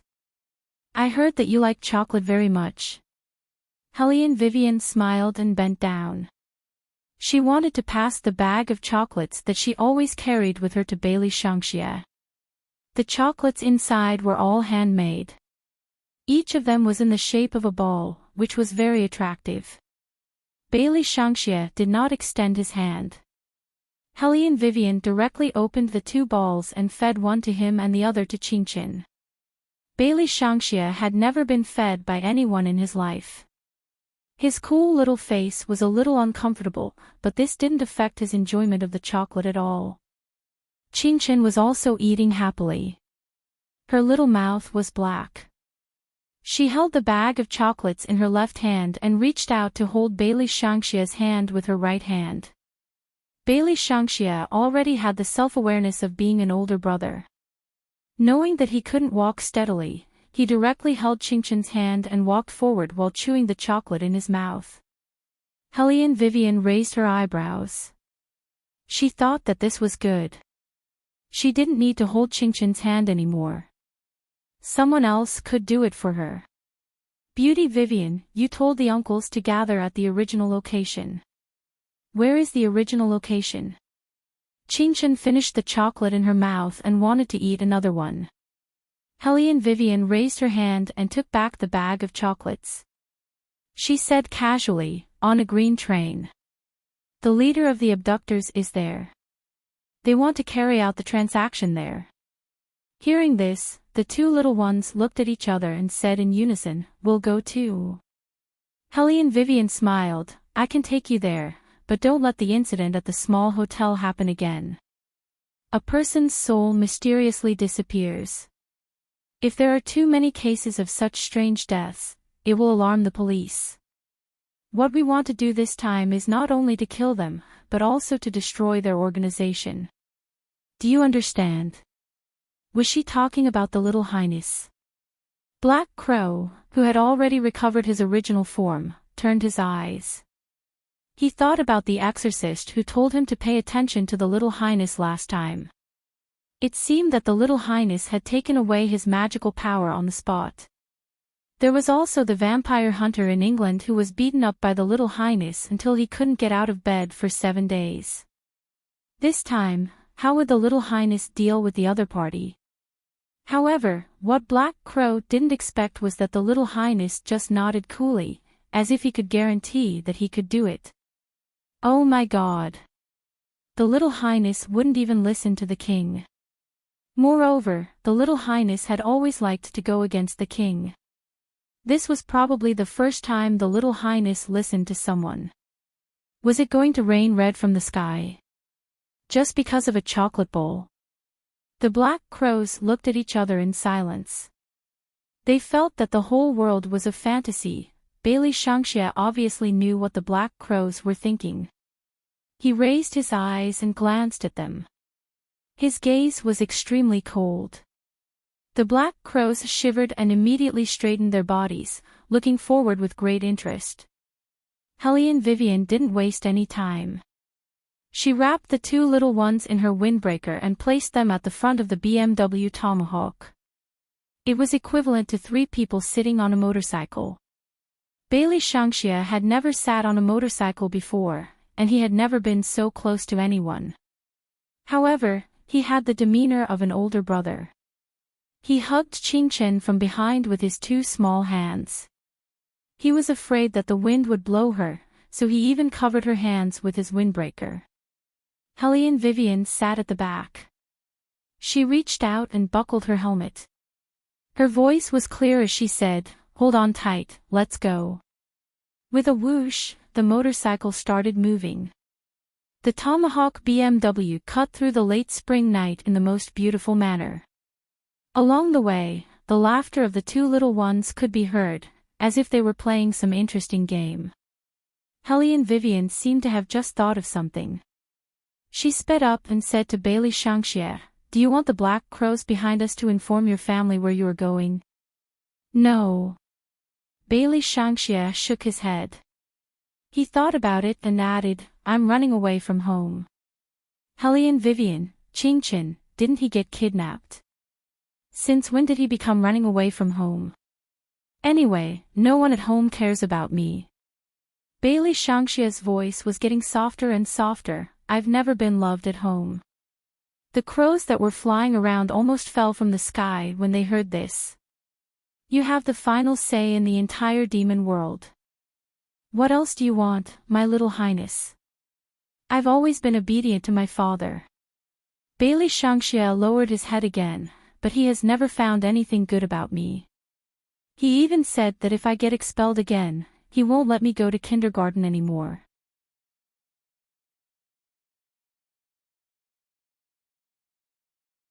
Chapter 892. Black Crow, mainly because it was rare to see a 12-year-old being expelled from a school in just a month. Indeed, as long as the king's name was mentioned, everything could be settled, but to let you continue eating people in school. Little Highness, that's a kindergarten, not a cattle ranch. Also, when have you ever listened to the king? Even if you want to lie, you have to have a conscience. Bailey Shangxia was not moved at all, because he liked how he was now. He was holding a soft little girl in his arms, and someone was feeding him chocolate. Little Qingchen looked very worrisome, and she was even wobbling when she walked. Of course, he had to find a way to stay openly. Black Crow. It's not your fault that other people's children can't walk properly. Besides, what was your first reaction when you saw people in the past? Eating. When have you ever cared whether other children can walk properly? Don't use such kind words to deceive the audience, okay? Bailey Shangxia gave Black Crow a warning look as he passed by him, and turned his head to the left. It was said that this angle made him look more pitiful. After adjusting his posture, Bailey Shangxia continued, and recently, he's planning to marry a woman I don't know at all to be my stepmother. I don't like that. Black Crow. In order to stay, you're already using unscrupulous means to become the king of darkness, Little Highness. Anyone would believe you if they heard you say that. As expected, Hellion Vivian freed a hand and rubbed his head. Since you don't want to go back, you can sleep with Qingchen for a few days, if you think it's okay. Okay. Bailey Shangxia obviously thought it was okay. He was waiting for this sentence. Hellion Vivian smiled, and thought to herself, I wonder who's so scumbag that he's willing to neglect his own son for a woman. His Highness, who was mistaken for a scumbag, was currently sitting in the first-class cabin of a flight to the Yungue district. His slender legs were naturally crossed, and he was holding a wine glass filled with red liquid in his hand. His face was reflected in the window of the cabin. Dressed in a black suit, he looked like the king of the night. The stewardesses had already looked over here more than once. That handsome face against the light that seemed to be cast by a knife was unusually handsome and could make people's hearts beat faster. They had seen a lot of people, including celebrities and CEOs of entrepreneurs, but none of them were as impressive as the man in front of them. His skin was as white as fine porcelain, and his temperament was more like those European aristocrats that were often mentioned in movies. He looked condescending, as if all living things were just a bunch of ants in his eyes. The stewardesses looked at his short silver hair and wanted to take the opportunity to talk to him. One of them didn't even wait and pushed the cart over. Sir, do you want me to give you another glass of red wine? No need. His voice was very cold. It was as if the moment he opened his mouth, the temperature of the surroundings would rise. The stewardess smiled and didn't care about the rejection. Men with capital were always very arrogant, and she liked to challenge anything that was impossible. Then I'll cover you with a blanket. The plane will land in 20 minutes. As she spoke, the stewardess wanted to bend over and touch Baligaju. Bailey Jiaju didn't say anything. He glanced sideways at her. The color of blood slowly flowed in his eyes. The coldness within immediately made the stewardess freeze. Azure Dragon, who was sitting next to him, reacted the fastest. He blocked the stewardess and said in a faint voice, "We don't need a blanket. You can go out." The stewardess was embarrassed. She didn't say anything and pushed the cart away. She had never been rejected like this before.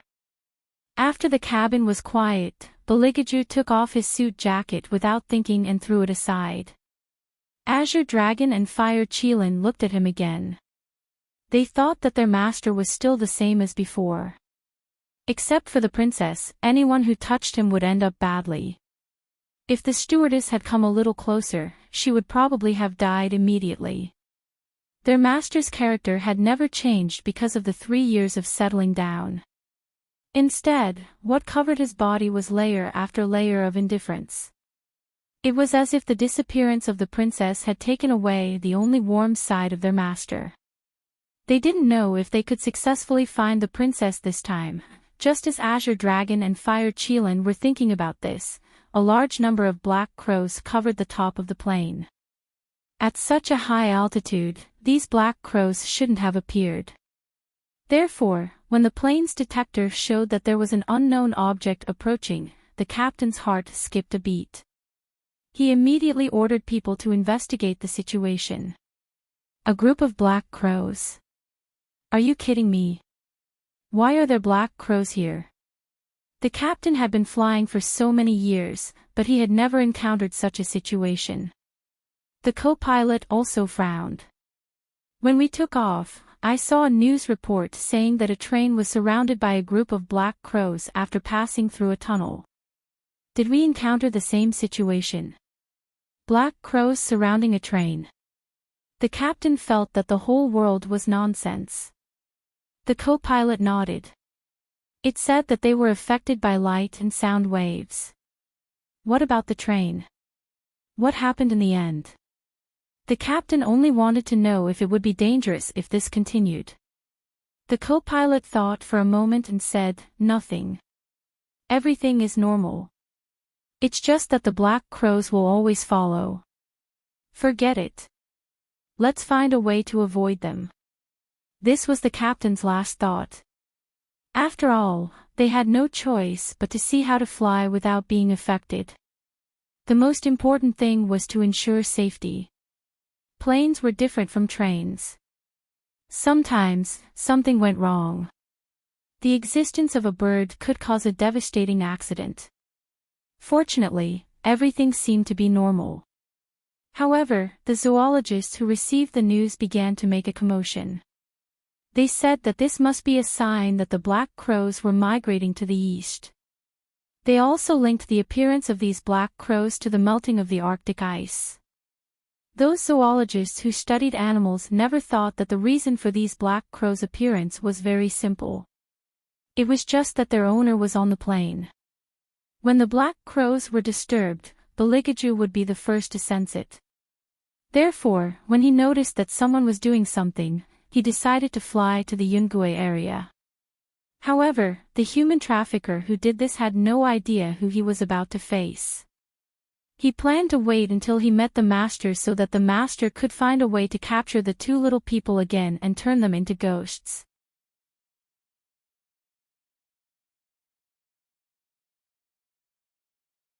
Chapter 893.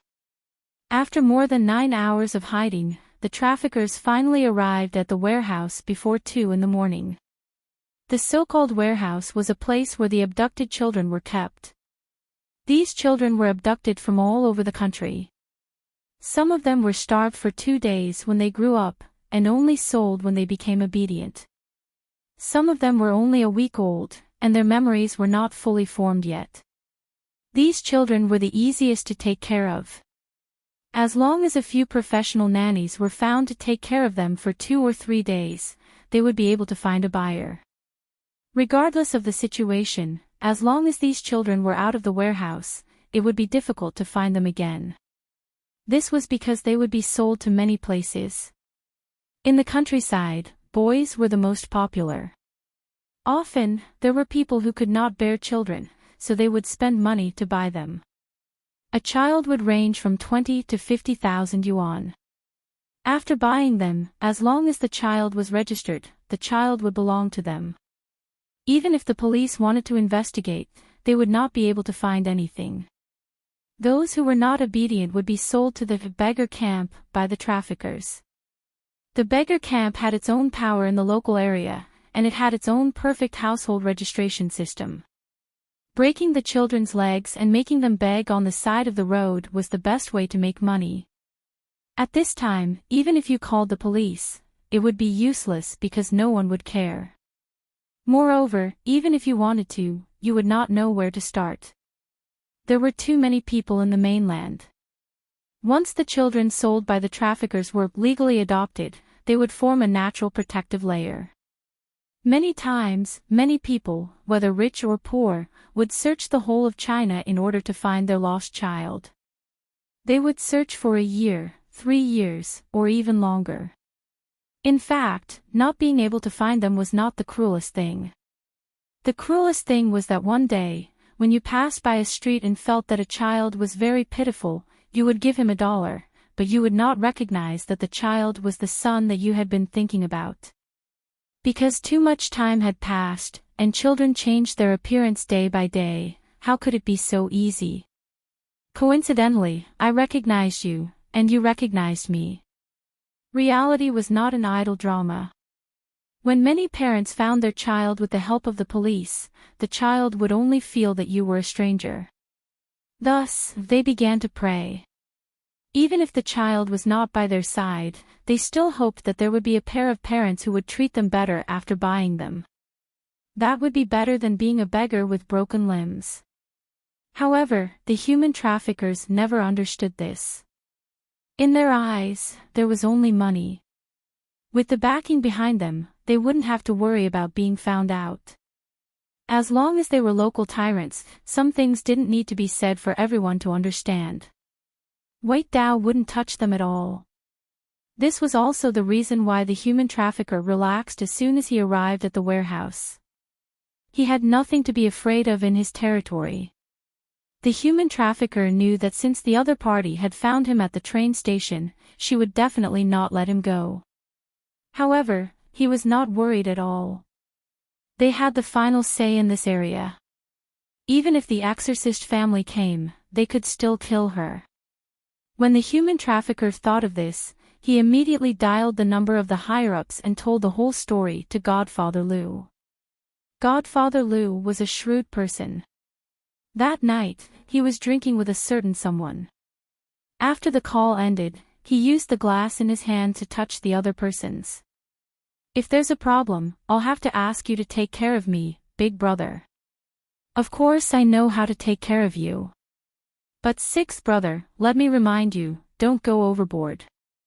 While drinking, one of them spoke to Godfather Liu as if he was talking to his comrades. "If it's time to rein it in, then rein it in. Don't make things difficult for everyone on the surface." Yes, you're right, big brother." After Godfather Liu finished speaking, he said to the hostess who was accompanying him, "Why are you in a daze? Can't you see that big brother has wine in his glass? Hurry up and fill it up." The hostess smiled. There was a hint of charm in her innocence. She deliberately sat closer to one of them and poured wine into his glass. It could be said that both the host and the guest enjoyed themselves to the fullest. After they finished drinking, they asked the hostess to send the man back to the most luxurious suite in the hotel. This was something that everyone was well aware of.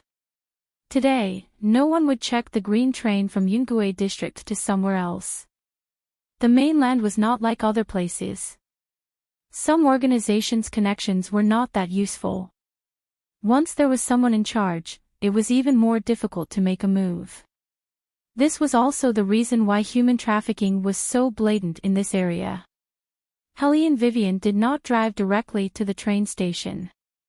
Instead, she brought the 2 children into an internet cafe. The internet cafe was very close to the train station. There were many people playing games inside. As it was already past 2 in the morning, the person at the front desk was a little tired. When he heard someone come in, he did not raise his head and said, "Do you want to stay open all night or by the hour? It's 10 yuan for the whole night. If it's by the hour, it's 5 yuan per hour for non-members and 3 yuan per hour for members. I'm looking for Old Cat, your boss." When the name Old Cat came out, the receptionist who was lying on the keyboard immediately raised his head. He glanced at Helly and Vivian and saw the two children behind her. He frowned and said, "Are you sure you're looking for our boss?" "Yes." As Helly and Vivian spoke, she took out the phone she always carried and showed the photo to the receptionist. The receptionist's expression became even more strange. He muttered, "Why did you bring two children with you when you came out to do business?" He took the things and stood up. "Our boss is behind you. He said that someone will come today and is waiting." Helly and Vivian walked over with the two children. The receptionist went around the front yard and knocked on the door 3 times. Then, he pushed the door open and let Helly and Vivian and the two children in. The room wasn't big, but it was filled with the aroma of tea. There was a wooden table in the center of the room, and on top of the table was a tea set. Beside it was a purple toad. It was translucent, and it was obvious that it was extraordinary. Yungue region produced tea and loved to drink tea. They all had their own tea sets. However, it was unusual for such an internet cafe to have a priceless purple toad. The person drinking tea was a middle-aged man. He wore a string of prayer beads on his hand. When he saw Helly and Vivian come in, he raised his head slightly and said, "You were introduced by Master Monkey." Master Monkey. Qingshan found this name familiar. Her little ears twitched. She did not know that Uncle Monkey had such an honorific name. Helly and Vivian smiled faintly and nodded. She did not say anything. The middle-aged man sized her up and then looked at little Qingshan and little Shangxia behind her. "Miss, I know what you want to investigate. But since Master Monkey introduced you here, I'd like to remind you that there are rules everywhere, especially when it comes to the business of selling children. There are some things that you shouldn't be involved in, so it's better for you to stay away from them."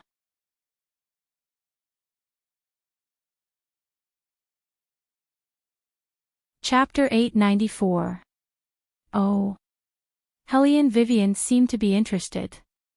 She played with the teacup in her hand and said, "I'd like to know what the rules are. I don't know how you know Master Monkey, but since you asked, I'll tell you about it. It's not like the higher-ups haven't sent people to investigate the sale of children, but very few people have found anything. Even if they know something, they will find a way to suppress it. Besides, this kind of thing requires evidence. If they don't catch the culprit in the act, no one will believe them. But usually, once there's a movement in the legal world, the other side will quickly notice. Speaking of which, you should understand that you can't do anything to this place. Since you can't do anything, it's better not to take the risk. What if I insist?" Helly and Vivian put down the teacup. She still had a smile on her face, but the warmth in her eyes gradually disappeared. The middle-aged man shook his head and said, "The young people in the underworld are so ignorant. Let me give you a simple example. Do you know why we Chinese people talk about business at the table? Because this is the rule of the mainland. No matter how developed those foreigners are, they can't do well in the local area. It's because they don't understand that in the mainland, it's not enough to just have money. They also need people. In other words, this sixth master has someone protecting him from above." Hellion Wei Wei's mouth curved into a smile. The middle-aged man didn't deny it.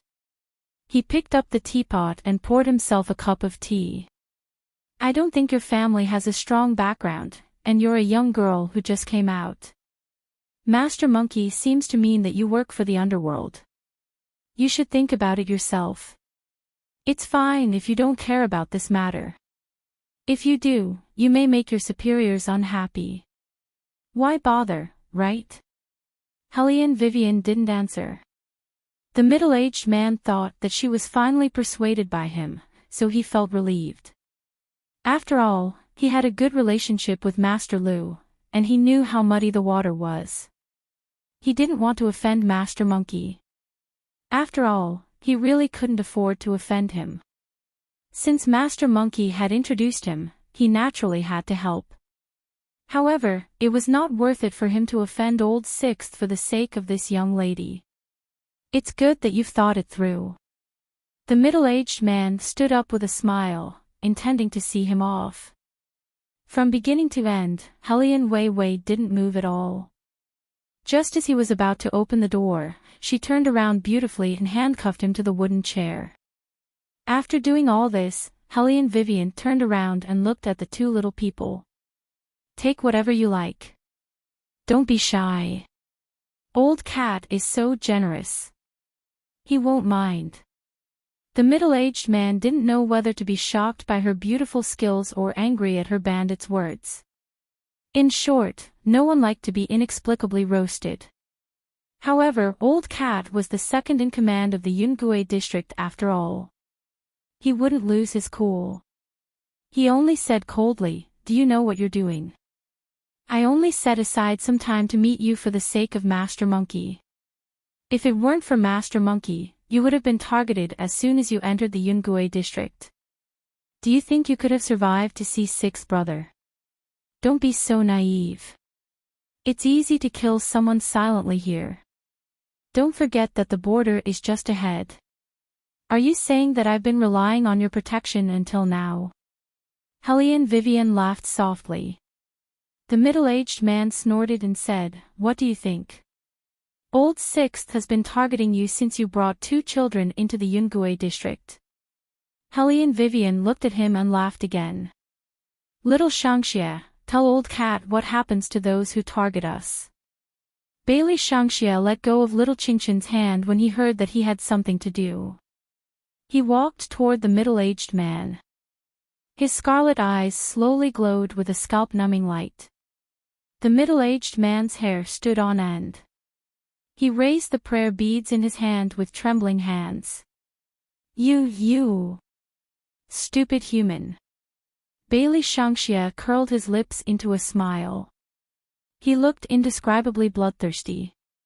However, he didn't seem to be interested in the middle-aged man. He obeyed Hellion Vivian's order and glanced at the middle-aged man. Then, he turned his head and continued to help Qingqian pack her things. Qingqian was still wobbling when she walked. Although she was small, her ability to recognize things was top-notch.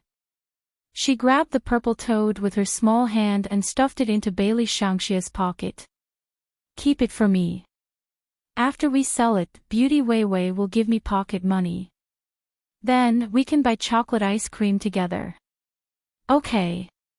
No matter how cool Bailey Shangxia was when it came to little Qingqian, he still acted like a good brother who would listen to whatever she said. On the other hand, the middle-aged man was so scared that he desperately tried to break free from the handcuffs. Hellion Vivian still had a smile in her voice. "Don't be nervous. Little Shangxia is just joking with you. Our little Shangxia is still very picky about food. However, if you still want to persuade me not to do anything and don't give me the things I want, then I'm not sure if he won't be impatient and let you see his less gentle side." "You." The middle-aged man was scared and angry. He gritted his teeth. "Even if I give you the things, you can't carry them on the train. There are so many things. You're just a small police officer. Can you carry them?" Hellion Vivian raised her eyebrows. "You don't have to worry about this. I know more about firearms than you. I want to talk to Master Monkey on the phone." The middle-aged man wanted to ask Master Monkey to talk to this little girl who came to him and threatened him. He wanted to let her know the consequences of provoking him. Hellion Vivian narrowed her eyes. She swiped her phone and started a video call. When Monkey saw the number, he immediately answered. "Boss, what's wrong? Does little boss miss me?" "Fuck, Monkey, why are you so shameless? If little boss misses you, it should be me." Old A was still growling. Hellion Vivian interrupted the few rough men who were fighting for favor. "Monkey, Old Cat wants to talk to you." "Oh. Him. Monkey was obviously not interested. Helene Vivian raised her hand and handed the phone to the middle-aged man. Answer it. Old Cat seemed to have been waiting for a long time. As soon as he touched the phone, he said in a low voice, Master Monkey, I respect you, but this time, the girl you found is too unkind. I only said a few words to her, and she handcuffed me. And the child she brought is also. You're tuning into the LoveLore Library YouTube channel. We're so grateful for your support, and don't forget to subscribe to join us on this incredible journey through captivating stories. Your generosity through donations truly makes a world of difference, as it's the primary source of revenue that allows me to expand and enhance this channel for you.